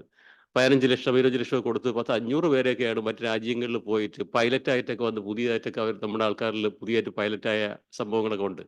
അപ്പം അങ്ങനെ ഒരുപാട് കാലഘട്ടത്തിനനുസരിച്ചിട്ടുള്ള ഇപ്പം നേരത്തെ നമ്മൾ ഭൂമി, വീട്, മെയിൻ്റനൻസ്, ടോയ്ലറ്റ് ഇങ്ങനെ ഒരുപാട് കൊടുക്കുമായിരുന്നു. പിന്നെ വിദ്യാഭ്യാസ തടസ്സങ്ങളെല്ലാം കൊടുക്കുന്നുണ്ട്. ഇപ്പം കൂടുതൽ തൊഴിലധിഷ്ഠിത വിദ്യാഭ്യാസമാണ് ഗവൺമെൻറ്, പ്രത്യേകിച്ച് ഈ ഗവൺമെൻറ് 2 വർഷമായിട്ട് ചെയ്തു വരുന്നത്, 7 വർഷമായിട്ട് 8 വർഷമായിട്ട്. അപ്പോൾ അത് തീർച്ചയായിട്ടും നമുക്കറിയാം. ഇത് വളരെയധികം ഇപ്പോഴത്തെ കാലഘട്ടത്തിന് അനുസൃതമായ വിദ്യാഭ്യാസവും അതോടൊപ്പം തന്നെ അറിവും തൊഴിലും കൊടുത്തെങ്കിൽ മാത്രമേ അവർക്ക് നല്ല രീതിയിൽ മുന്നോട്ട് പോകാൻ സാധിക്കുകയുള്ളൂ. 10-50ലധികം ജാതി പട്ടികജാതി ജനവിഭാഗങ്ങളുണ്ട്. അതിൽ തന്നെ ഏറ്റവും പിന്നോക്കം നിൽക്കുന്ന നേരത്തെ സാറ് പറഞ്ഞതുപോലുള്ള വേടർ, വേട്ടുവൻ, അങ്ങനെയുള്ള നായാടി, കള്ളാടി അങ്ങനെ വിഭാഗങ്ങളുണ്ട്. അപ്പോൾ അവർക്ക് വേറെ സ്കീമുകൾ നമ്മൾ ഗവൺമെന്റ് അവർക്ക് കൂടുതൽ പൈസയാണ് കൊടുക്കുന്നത്. അങ്ങനെയുള്ള കാര്യങ്ങളുണ്ട്. ഇപ്പോൾ ഹോം സർവേ നടക്കുന്നുണ്ട്. അപ്പോൾ തീർച്ചയായിട്ടും ഞാൻ പറഞ്ഞു വരുന്നതിൻ്റെ ഒരു ഉദ്ദേശം എന്ന് പറഞ്ഞാൽ, ഞാൻ ജില്ലാ ഓഫീസറായിരിക്കുമ്പോൾ 4-5 വർഷം മുമ്പ് ഇരിക്കുമ്പോൾ, തിരുവനന്തപുരം ജില്ലാ ഓഫീസറായിരിക്കുമ്പോൾ, ഒരു ദിവസം ഇപ്പം ഈ ഗവൺമെന്റ് ആദ്യകാലത്ത് കളക്ടറേറ്റിൽ ഒരുപാട് മീറ്റിങ്ങുകൾ ഉണ്ടായിരുന്നു. കളക്ടറേറ്റ് ബേസിൽ ഒരുപാട് സ്കീമുകളുടെ അവലോകനങ്ങളും എങ്ങനെ നമുക്ക് ആൾക്കാർക്ക് ഗവൺമെന്റിന്റെ നിർദ്ദേശം അനുസരിച്ചാണ്. അപ്പോൾ എങ്ങനെ പുതിയ പദ്ധതികൾ കൊണ്ടുവരാം, നമ്മുടെ വകുപ്പിന് എന്തൊക്കെ ചെയ്യാം, അല്ലെങ്കിൽ ഗവൺമെന്റിന് എങ്ങനെ ആൾക്കാർക്ക് മൊത്തത്തിൽ മാറ്റങ്ങൾ കൊണ്ടുവരാം എന്നൊക്കെ ഒരുപാട് മീറ്റിങ്ങുകൾ, ഒരു 50-60 ഒരു മാസം ഉണ്ടായിരുന്നു ഈ ഗവൺമെന്റ് ആദ്യകാലത്ത്. അങ്ങനെ അതിൽ പല ചർച്ചകളുണ്ടായിരുന്നു. ജില്ലാ ഓഫീസിലും ജില്ലാ തലത്തിലും കളക്ടറേറ്റ് തലത്തിലൊക്കെ അത് എല്ലാ വകുപ്പിന്റെ ആൾക്കാരും ചർച്ച ചെയ്യുകയും പദ്ധതികൾ തയ്യാറാക്കുകയൊക്കെ ചെയ്തു. അപ്പൊ ഞാൻ പുള്ളിയെ പരിചയപ്പെട്ടു, ശ്രീ അനിൽ, അദ്ദേഹത്തെ പരിചയപ്പെട്ടതിന്റെ ഫലമായിട്ട് ഞാനും പുള്ളിയായിട്ട് സഹകരിച്ചുകൊണ്ട് നമ്മുടെ മറ്റ് ഓഫീസിലെ സ്റ്റാഫിനോട് പറഞ്ഞ് മറ്റ് ജോലി ബാധിക്കേണ്ടെന്ന് കരുതി പുള്ളിയോട് സഹകരിച്ചുകൊണ്ട് ഞങ്ങൾക്ക് ഒരു ദിവസം രാത്രി 8-9 മണിയൊക്കെ കളക്ടറേറ്റിൽ പ്രസന്റേഷൻ ഉണ്ടായിരുന്നു. ഇവിടെ നിന്ന് ഗുലാത്തി ഇൻസ്റ്റിറ്റ്യൂട്ടിൽ ഇദ്ദേഹത്തോട് അനുവാദം ചോദിച്ചിട്ടാണ്, അല്ലെ, സാറിന്റെ പേര് രാമലിംഗമാണെന്ന് തോന്നുന്നു. അപ്പൊ അന്ന് മൊബൈലിൽ വിളിച്ചിട്ട് ചോദിക്കും, അപ്പം പറയും വിടാൻ പറയും, കുഴപ്പമില്ല എന്ന് പറയും. അങ്ങനെ ഞങ്ങൾ ഒരുപാട് പ്രസന്റേഷൻ ചെയ്തിട്ടുള്ള കാര്യങ്ങളൊക്കെ പിന്നീട് അവിടെ ഒരുപാട് പ്രസന്റേഷനും അങ്ങനെ 14 ജില്ലകളിലും ആ സമയങ്ങളിലും ഒരുപാട് കാര്യങ്ങൾ ക്രോഡീകരിക്കുകയുണ്ടായി. അതിന്റെ ഫലം അതിൽ നമ്മൾ പലപ്പോഴും ചർച്ച ചെയ്ത ഒരു കാര്യം, ഇവിടെ നിന്ന് തന്നെ ഗുലാത്തി ഇൻസ്റ്റിറ്റ്യൂട്ട് തയ്യാറായി കൊണ്ടുവന്നതിൽ ഞാനും കൂടിയൊക്കെ സംസാരിച്ച് പുള്ളി മെയിനായിട്ട് സംസാരിച്ച കാര്യം, നമ്മുടെ ആൾക്കാർക്ക് നല്ല മോഡേൺ ആയിട്ടുള്ള തൊഴിൽ പരിശീലനം കൊടുക്കണമെന്നാണ്. അതിലൊന്ന് ഓട്ടോമൊബൈൽ ഇൻഡസ്ട്രി. ഇപ്പൊ ഓട്ടോമൊബൈല് നമുക്കറിയാം, ഇപ്പം ജപ്പാൻ എന്ന് പറഞ്ഞു കഴിഞ്ഞാൽ എന്താണ്, ഇപ്പൊ 2ാം ലോക മഹായുദ്ധം വന്ന് ഹിരോഷിമ നാഗസാക്കിയിലെല്ലാം അനുഭവിച്ചതിന് ശേഷം അവർ വലിയ ഫോർവേഡാണ്. 90 വയസ്സിന് അപ്പുറമെല്ലാം ജീവിച്ചിരിക്കുന്നത് ജപ്പാൻകാർ. അപ്പൊ അവരിത്രയും, നമ്മൾ ജപ്പാനായാലും നോർത്ത് കൊറിയ, സൗത്ത് കൊറിയ, അങ്ങനെയുള്ള രാജ്യങ്ങൾ, അപ്പൊ അവരൊക്കെ ഇത്രയും ഫോർവേഡാണ്. നമ്മുടെ നാട്ടിലുള്ള ആൾക്കാർക്ക് നല്ല വിദ്യാഭ്യാസമുണ്ട്, മലയാളം, ഇംഗ്ലീഷ് എല്ലാം നല്ല ഇന്റർനാഷണൽ സ്റ്റാൻഡേർഡ് ആയിട്ട് പഠിക്കുന്ന ആൾക്കാരാണ്. ICSE ആയാലും CBSE ആയാലും സ്റ്റേറ്റ് എല്ലാം അങ്ങനെയാണ്. അപ്പൊ നമ്മുടെ ഈ ജനവിഭാഗത്തിന് മോഡേൺ ആയിട്ടുള്ള, അതിലും നമ്മുടെ പട്ടികക്കാരായപ്പോലും അവർക്കും നല്ല പണ്ടത്തെ അപേക്ഷിച്ച് വളരെയധികം മാറ്റമുണ്ട്. അപ്പൊ അവർക്ക് ഇതൊക്കെ എളുപ്പത്തിൽ ക്യാച്ച് ചെയ്യാൻ പറ്റുന്നതേ ഉള്ളൂ. അപ്പൊ അങ്ങനെ വരുമ്പോൾ ഓട്ടോമൊബൈൽ ഇൻഡസ്ട്രി എന്ന് പറയുന്ന കാര്യം പോലുള്ള കാര്യങ്ങൾ നമുക്ക് പുതിയതായിട്ട് എന്തായാലും, ഇപ്പൊ നമുക്കറിയാം, നമ്മുടെ കേരളത്തിൽ ഒരു ഓട്ടോറിക്ഷ മാത്രമാണ് നമുക്ക് കേരള ഗവൺമെന്റ് തീരുള്ളത്. അപ്പം പിന്നെ ബാലരാമൻ സ്പിന്നിംഗ് മില്ല്, അങ്ങനെ കേരളത്തിൽ പല ഭാഗങ്ങൾ പണ്ട് പോലെയുള്ളതിന്റെ തുടർച്ച ഇപ്പോഴും വീണ്ടും പരാജയപ്പെട്ടിട്ട് വീണ്ടും ഗവൺമെന്റ് ആരംഭിച്ച് വിജയിച്ചുകൊണ്ട് പോകുന്നുണ്ട്. ഇപ്പൊ സ്പിന്നിംഗ് മില്ലുണ്ട്. അതേമാതിരി ഓട്ടോറിക്ഷ നമ്മുടെ ആറാലുമൂടുണ്ട്. അപ്പൊ നമ്മൾ മലയാളിയുടെ എന്താണ് നിങ്ങളുടെ കണ്ടുപിടുത്തം, സ്വന്തമായിട്ട് നമ്മൾ എന്ത് ഉപയോഗിക്കണം എന്ന് ചോദിച്ചു കഴിഞ്ഞാൽ തീർച്ചയായിട്ടും പിന്നെ വാഹനങ്ങളുടെ കാര്യം എടുത്ത ഒരു ഓട്ടോറിക്ഷ നമ്മളിപ്പം മറ്റു രാജ്യങ്ങൾ കയറ്റുമതി ചെയ്യുന്നുണ്ട്. പിന്നെ മുണ്ട് കാര്യങ്ങൾ തീർച്ചയായിട്ടും ഉണ്ട്. പിന്നെ ഈ പറഞ്ഞ ഓട് നിർമ്മാണങ്ങൾ, മറ്റു ചില കാര്യങ്ങൾ സ്വന്തമായിട്ട് നമുക്കുണ്ട്. വ്യവസായത്തിന്റെ ഭാഗമായിട്ട് പറയുകയാണെങ്കിൽ തീർച്ചയായിട്ടും ജപ്പാനോ അല്ലെങ്കിൽ രാജ്യങ്ങൾ നമ്മൾ നോക്കിക്കഴിഞ്ഞാൽ എന്തെല്ലാം വാഹനങ്ങളാണ് അവരിറക്കുന്നത്. അപ്പോൾ അത് നമ്മൾ വാങ്ങിച്ചത് ലോകം മൊത്തം ഇവിടെ എല്ലാം ഉപയോഗിക്കപ്പെടുന്നുണ്ട്. അതേമാതിരി നമ്മളിപ്പം ഇപ്പോഴത്തെ ലോകം എന്ന് പറഞ്ഞാൽ കമ്പ്യൂട്ടർ, ലാപ്ടോപ്പ്, മൊബൈൽ തുടങ്ങിയ കാര്യങ്ങളാണ്. അപ്പൊ നമ്മൾ അന്ന് അവിടെ ചർച്ച ചെയ്യപ്പെടും. നമ്മൾ ഈ 2 കാര്യങ്ങളൊക്കെ ഒരുപാട് ചർച്ച ചെയ്തിട്ട് ഇവിടെ നിന്ന് ഗുലാത്തിയിൽ കെട്ടുകണക്കിനാണ് ഇത്രയും ഞാൻ ജില്ലാ ഓഫീസ് വെച്ചിട്ടുണ്ടായിരുന്നു, കൊണ്ടുവന്നിട്ടുള്ള കാര്യങ്ങൾ. അതിൽ പറയുന്നത് നമ്മുടെ കേരളത്തെ ഒരു ഇലക്ട്രോണിക്സ് ഹബ്ബായിട്ട് മാറ്റണമെന്നായിരുന്നു 8 വർഷം മുമ്പ് നമ്മൾ അതിൽ എടുത്തു പറഞ്ഞത്. ഈ ഹബ്ബ് എന്നുള്ള പ്രയോഗം പോലും അന്ന് ആദ്യമായിട്ടാണ് ഗുലാത്തിയിൽ വന്ന ശ്രീ അനിൽകുമാർ കൊണ്ടുവന്ന ആ പേപ്പറിലാണ് ഉണ്ടായിരുന്നത്, ഹബ്ബ് എന്നുള്ള പ്രയോഗം പോലും. ഇപ്പം പല കടകളിൽ റോഡിൽ പോകുമ്പോൾ ചെറിയ ജ്യൂസ് കടയിൽ പോലും കടയുടെ പേര് വെച്ചിട്ട് ഹബ്ബ് എന്ന് ബോർഡ് കാണാം.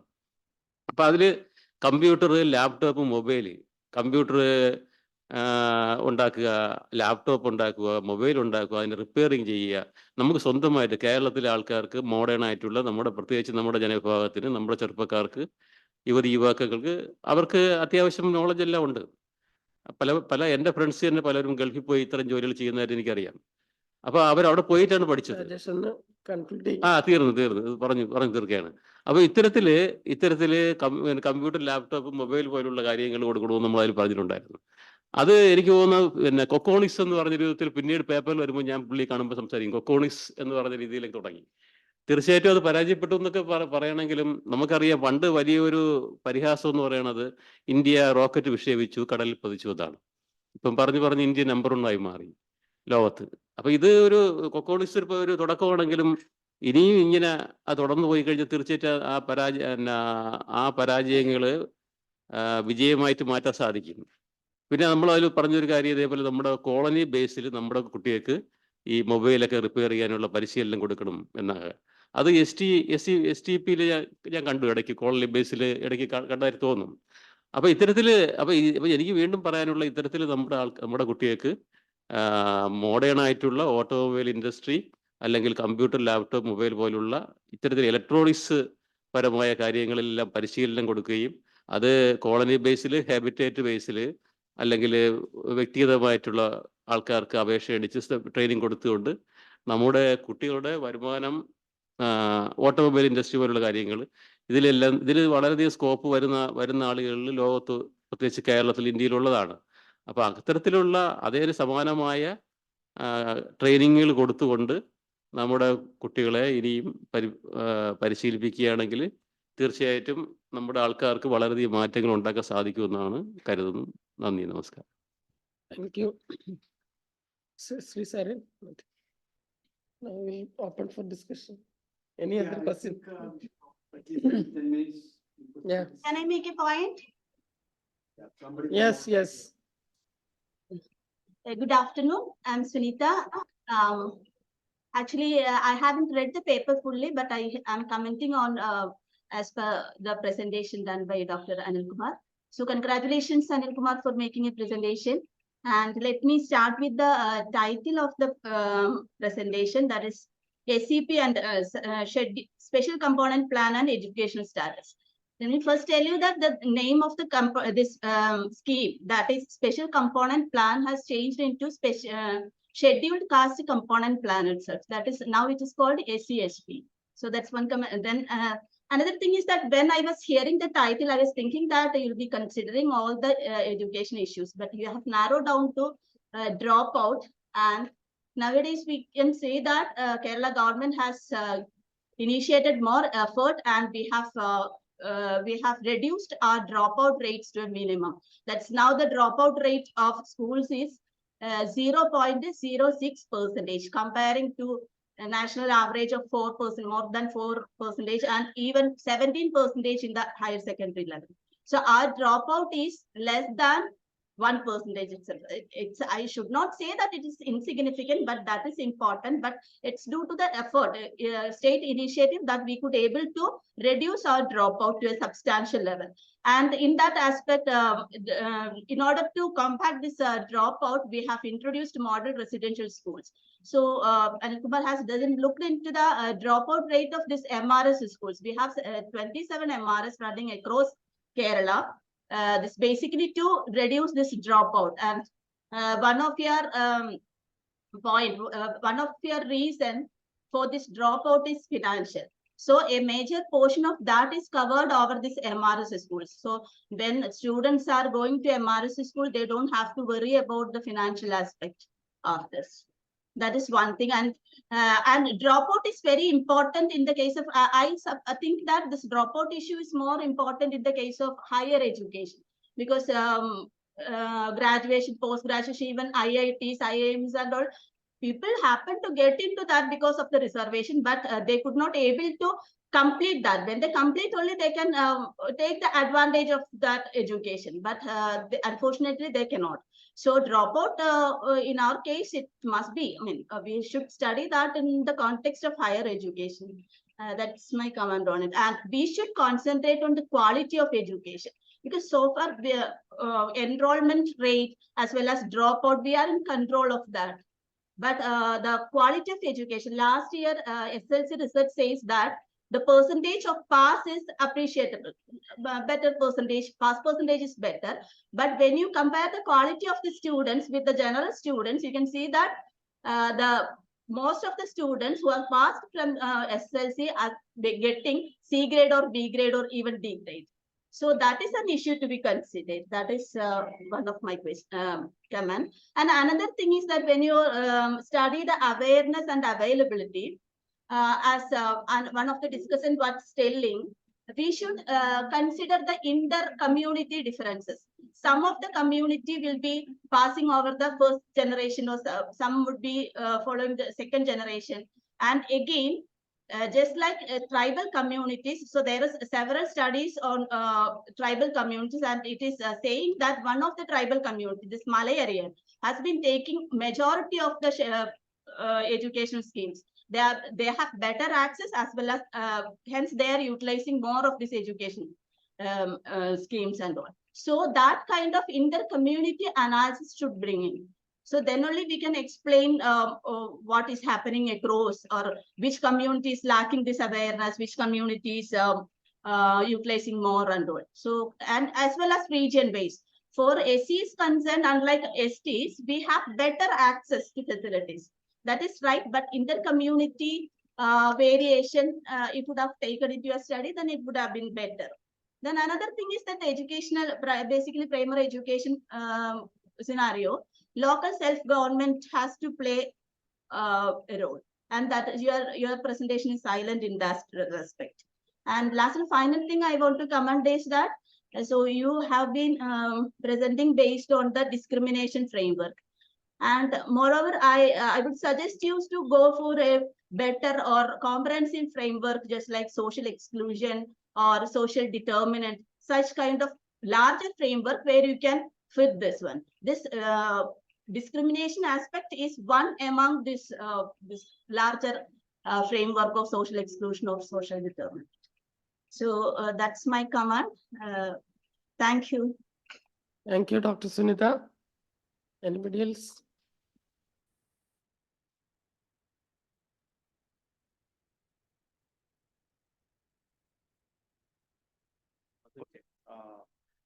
A study could be dealt at different levels. I'm not trying to say that one can consider it as a kind of a report for the department for taking some actions. But as an academic piece, you should deal more analytically. So I will catch on. I'll continue with what Dr. Sunita said. Since you started the inquiry from the historical roots of exclusion, discrimination, I think social exclusion will be an interesting framework to put the problematic. So I'll refer you to Amartya Sen's paper itself. It talks about 4 types of exclusions. Active exclusion, because of the rules, the laws existing in the country, excludes them. Passive exclusion. The rules and laws are all there, but you still do it. Then instrumental inclusion, constitutive exclusion. In fact, I added something to that. Transient and sustained, subordinated inclusion. A lot of things on that. So this is, once you have that kind of a framework, then you can put the experience into that and see, particularly in a comparative perspective of inter-community perspective, how somebody is able to get out of it. So if a particular community is doing better, what enabled them to do that, and which aspect of exclusion they are able to address that. That will provide both, analytical framework, and of course, it will also give lessons for action. I have a paper on plantation agriculture, on the more or less the same thing. So if I note that, you should read particularly with Amartya Sen's ADP paper 2000. And there are others you can think about it. But its choice is yours. Where do you want to kind of? In fact, I really enjoyed your comments in terms of detail pointing out. And Sunita also made very interesting points. Yeah, but then now the choice is yours. Okay, I think if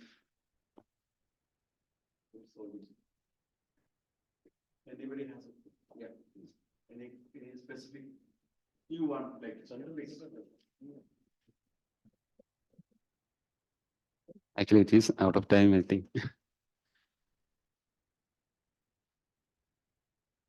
Actually, this working paper is based on a survey conducted by GIFT, by Ramalingam sir and Anil sir and Venkateshwaran sir. It's a great effort, actually. I think almost all areas are covered, especially highlighted on education part. On behalf of SC Development Department, I hereby congratulating Anil sir and also GIFT team for this great effort. That this will be a beginning for identifying new resources and new ideas for SC Development Department as well. ഈ ഒരു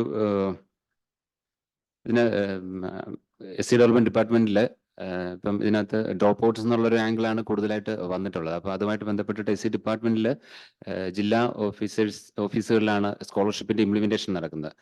അപ്പോൾ ഇതിനകത്ത് majority ഏറ്റവും വലിയൊരു issue എന്ന് പറഞ്ഞാൽ ഇപ്പോൾ ഇതിനകത്ത് ക്ലിയർ ആയിട്ട് ഐഡന്റിഫൈ ചെയ്തതുപോലെ തന്നെ ഡ്രോപ്പ് ഔട്ട്സ് ഉണ്ട്. അത് റൈറ്റ്ലി പോയിന്റ് ചെയ്ത് രാമലിംഗം സാർ പറഞ്ഞ പോലെ +2 ലെവൽ കഴിയുമ്പോൾ തന്നെയാണ് കൃത്യമായിട്ട് ഒരു വലിയൊരു രീതിയിലുള്ള ഡ്രോപ്പ് ഔട്ട്സ് ഉണ്ടാകുന്നത്. അത് കൃത്യമായിട്ട് ഇതിനകത്തൊരു ഡേറ്റയുടെ ബാക്കപ്പിൽ പറയുന്നുണ്ട്.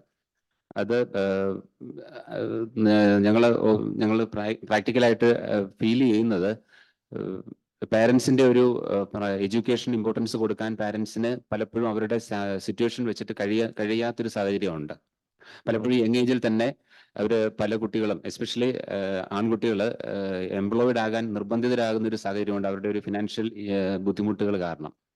അപ്പൊ അത് വെച്ചിട്ട് നമുക്ക് അതുപോലെ തന്നെ ഈ കോളനികൾ എന്നുള്ളൊരു കോൺസെപ്റ്റില് നമുക്ക് നല്ല മാതൃകകൾ അവർക്ക് കാണാൻ കഴിയാത്തൊരു സാഹചര്യമുണ്ട്. കാരണം ഇമ്മീഡിയറ്റ് ആയിട്ട് ഇപ്പൊ നമ്മുടെ ഒരു പൊതുവിദ്യാഭ്യാസ സമ്പ്രദായത്തിൽ 10ാം ക്ലാസ് വരെയൊക്കെ നമ്മൾ വളരെ ഈസി ആയിട്ട് ജയിച്ചു വരികയും +2 എത്തുമ്പോഴത്തേക്കുമാണ് വലിയ രീതിയിലുള്ളൊരു പഠിത്തത്തിലൊരു ബുദ്ധിമുട്ട് അവർക്ക് ഉണ്ടാവുകയും അത്തരത്തിലൊരു ഡ്രോപ്പ് ഔട്ട്സ് ഉണ്ടാവുകയും ചെയ്യുന്നത്.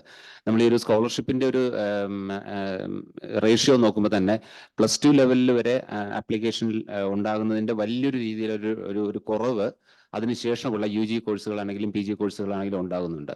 അപ്പൊ അതിലൊരു ഫാക്ട് തന്നെയാണ് ഈ ഒരു +2 ലെവലിന് ശേഷം നമ്മളുടെ കുട്ടികൾ അതിന് പഠിക്കാൻ പോകാൻ പറ്റുന്നില്ല എന്നുള്ളത്. അപ്പോൾ അത് നേരത്തെ പറഞ്ഞതുപോലെ തന്നെ നമുക്ക് കൃത്യമായിട്ടത് പറഞ്ഞത് ഡിപ്പാർട്ട്മെന്റ് കൂടുതലും ഇൻഫ്രാസ്ട്രക്ചർ ഡെവലപ്മെന്റിലാണ് കൂടുതലായിട്ടും. നമുക്കറിയാം നമ്മളുടെ ഒരു കോളനി കോൺസെപ്റ്റിൽ നിന്ന് നമുക്ക് ഒരുപാട് വ്യത്യാസങ്ങൾ ഉണ്ടാക്കാൻ ഡിപ്പാർട്ട്മെന്റിന്റെ ഒരു ഇടപെടൽ പറ്റിയിട്ടുണ്ട്. പക്ഷേ അതിൽ കുറച്ചുകൂടി ഇൻകം ജനറേറ്റിംഗ് സ്കീംസിലേക്ക് ഡിപ്പാർട്ട്മെന്റ് പോകേണ്ടതിന്റെ ഒരു നീഡ് വളരെ ഇതാണ്. അത് എവിഡന്റ് ആണ്. അത് ഒരുപാട് സ്കീംസുകളിലേക്ക് എസ്പെഷ്യലി നമ്മുടെ കഴിഞ്ഞ ഒരു 7-8 വർഷമായിട്ട് നമ്മൾ ആ ഒരു രീതിയിലാണ് ഇപ്പോൾ കോൺസെൻട്രേറ്റ് ചെയ്ത് വരുന്നതും. അതുപോലെ തന്നെ LSDയുടെ ഒരു ഇന്റർവെൻഷൻ വളരെ കുറവാണ്.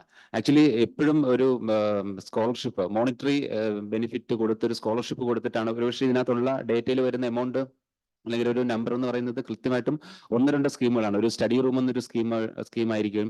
അതല്ലെങ്കിൽ സ്കോളർഷിപ്പ് എന്ന് പറയുന്നത് 10,000 20,000 കൊടുക്കുന്നതോടുകൂടി LSTD അവരുടെ ഒരു റെസ്പോൺസിബിലിറ്റിയിൽ നിന്ന് വിഡ്രോ ചെയ്യുന്ന ഒരു രീതിയാണ്. അപ്പൊ അതല്ലാതെ നമുക്ക് കുറച്ചുകൂടി ഇഫക്റ്റീവായിട്ട് ഇപ്പൊ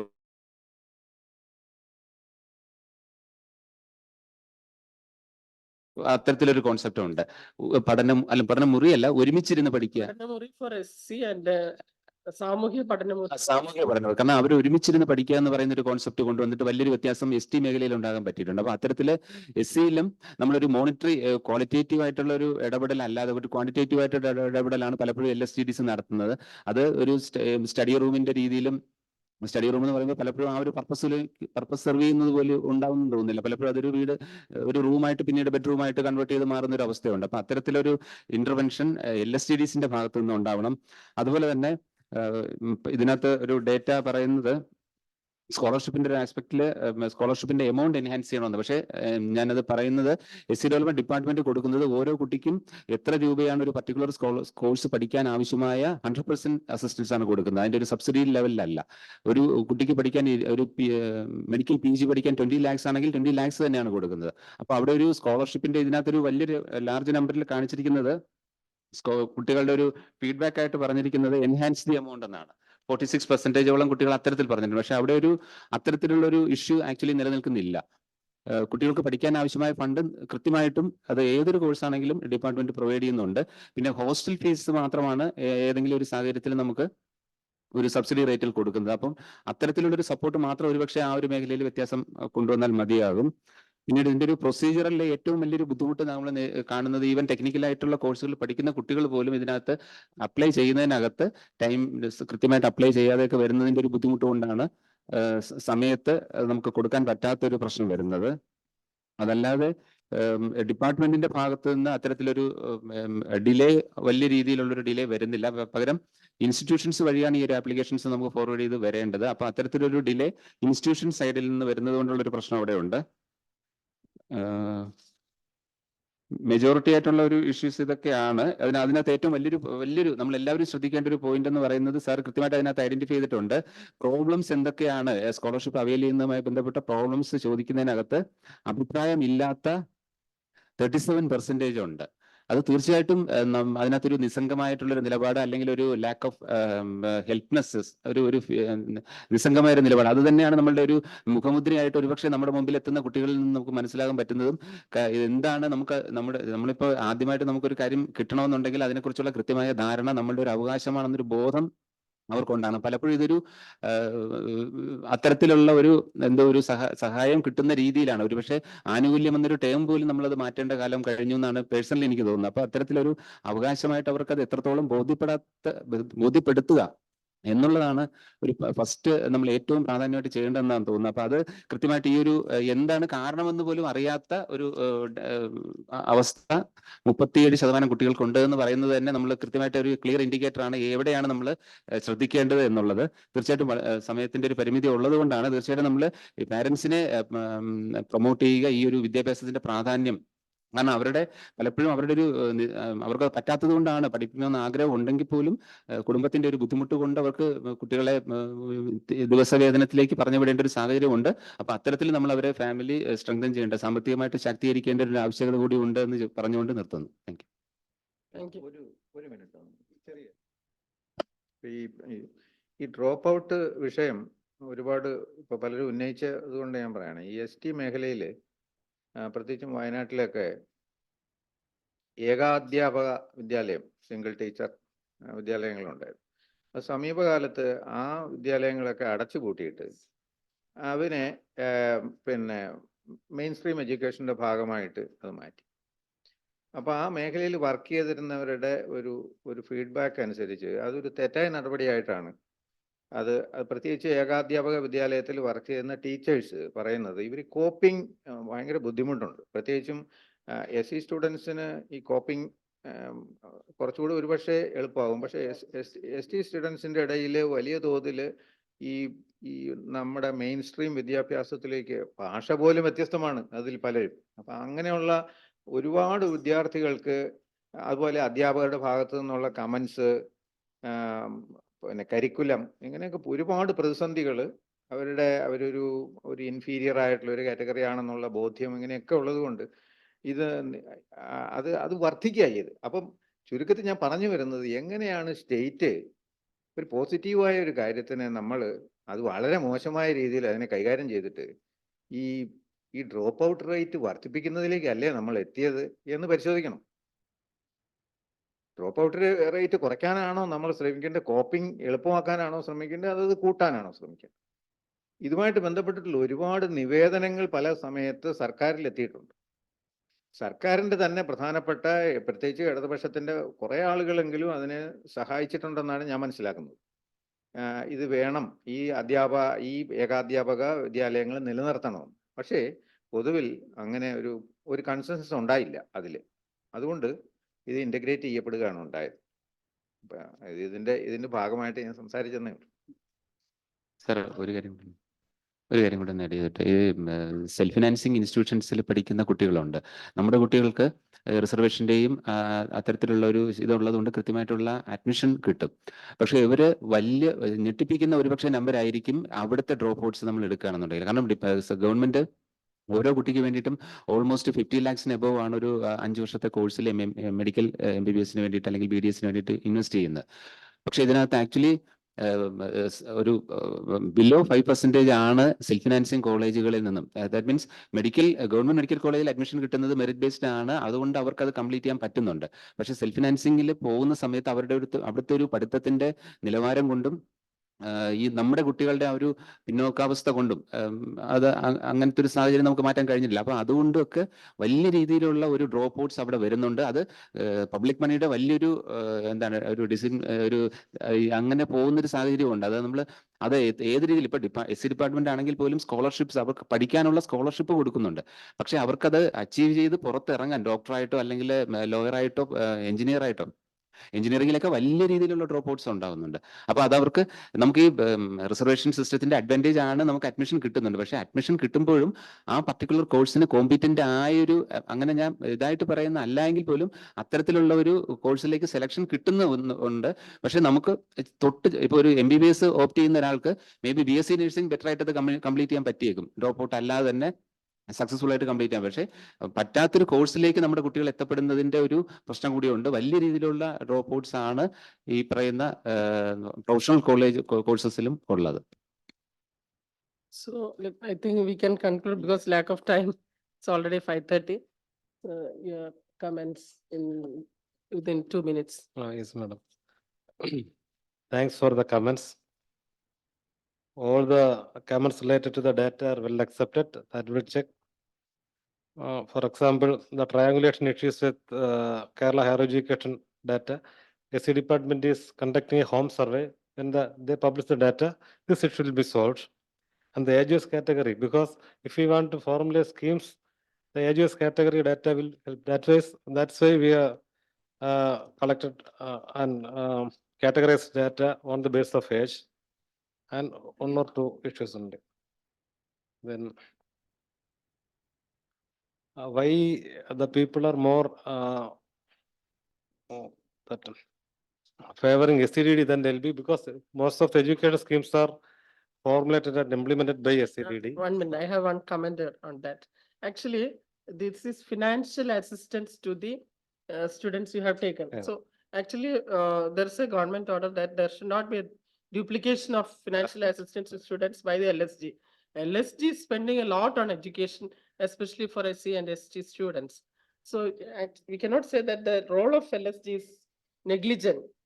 Actually, there is a big role, and SCCD cannot, as department cannot do all this tracing and promotion and assistance, everything. It should be decentralized. That's my opinion, because each panchayat, if they take a decision that in our panchayat, all the students will see that they complete +2, on all those who have completed +2 will be placed in higher education. Then they can take a target and look into that, and they can trace the student. Each and every student can be traced. So that's the only solution for this. And department alone cannot, even if you produce a software and all, it is not possible. That is my opinion. And education should go for skill and employment. That is the pattern we have also, because in this report also we have that education, skill and employment. This is the pattern we have also accepted. One more thing regarding the Sunija's comment, special component plan. Now it is called scheduled cost sub plan from 2006. But in our budget documents, both terms are being used. But theoretically, I asked this, why this name change? The PS question said, special component plan means at that time of formulation, we thought this component or plan should not be a plan. But subplan means we thought this plan or plan can be a plan. The standard may be a sub. That's the special component. That's the ideological difference. But anyway, now it is special component scheduled as subplan. That's good. And bringing a framework for this study, that I will consider, whether it is an exclusive framework or some other framework, that will be considered. And thanks for the comments and participation, and especially the participants through online. And formal lot of thanks. Yeah. The most important part of the seminar is going. Nirmal Roy. Okay. Good evening, everyone. So as the time has progressed, let me very quickly express the vote of thanks. First of all, let me congratulate Anil for taking up a very pertinent issue, and that from an academic point of view, and using the in-house data that we have generated. So let me now move to the vote of thanks. First of all, let me, on behalf of Gulati Institute of Finance and Taxation, express our heartfelt thanks to Dr. Jamila for coming here and joining us in this academic endeavor. And we are expecting more such, collaborative efforts from your end, madam. Thank you. Now, let me also express our gratitude to Professor Shaji Worki, formerly professor with Kerala University, for his very insightful and critical comments, and also Dr. N. Ramalingam, our faculty. Let me also express thanks to Rajesh and Sri Sarin from the SC Development Department for their comments and insights. Let me also express sincere thanks to Sunita, who is planning board chief, for her insightful comments and critical look over the issue. Last but not the least, let me express very quickly heartfelt thanks to our director and colleagues and students for their wholehearted participation. Thank you.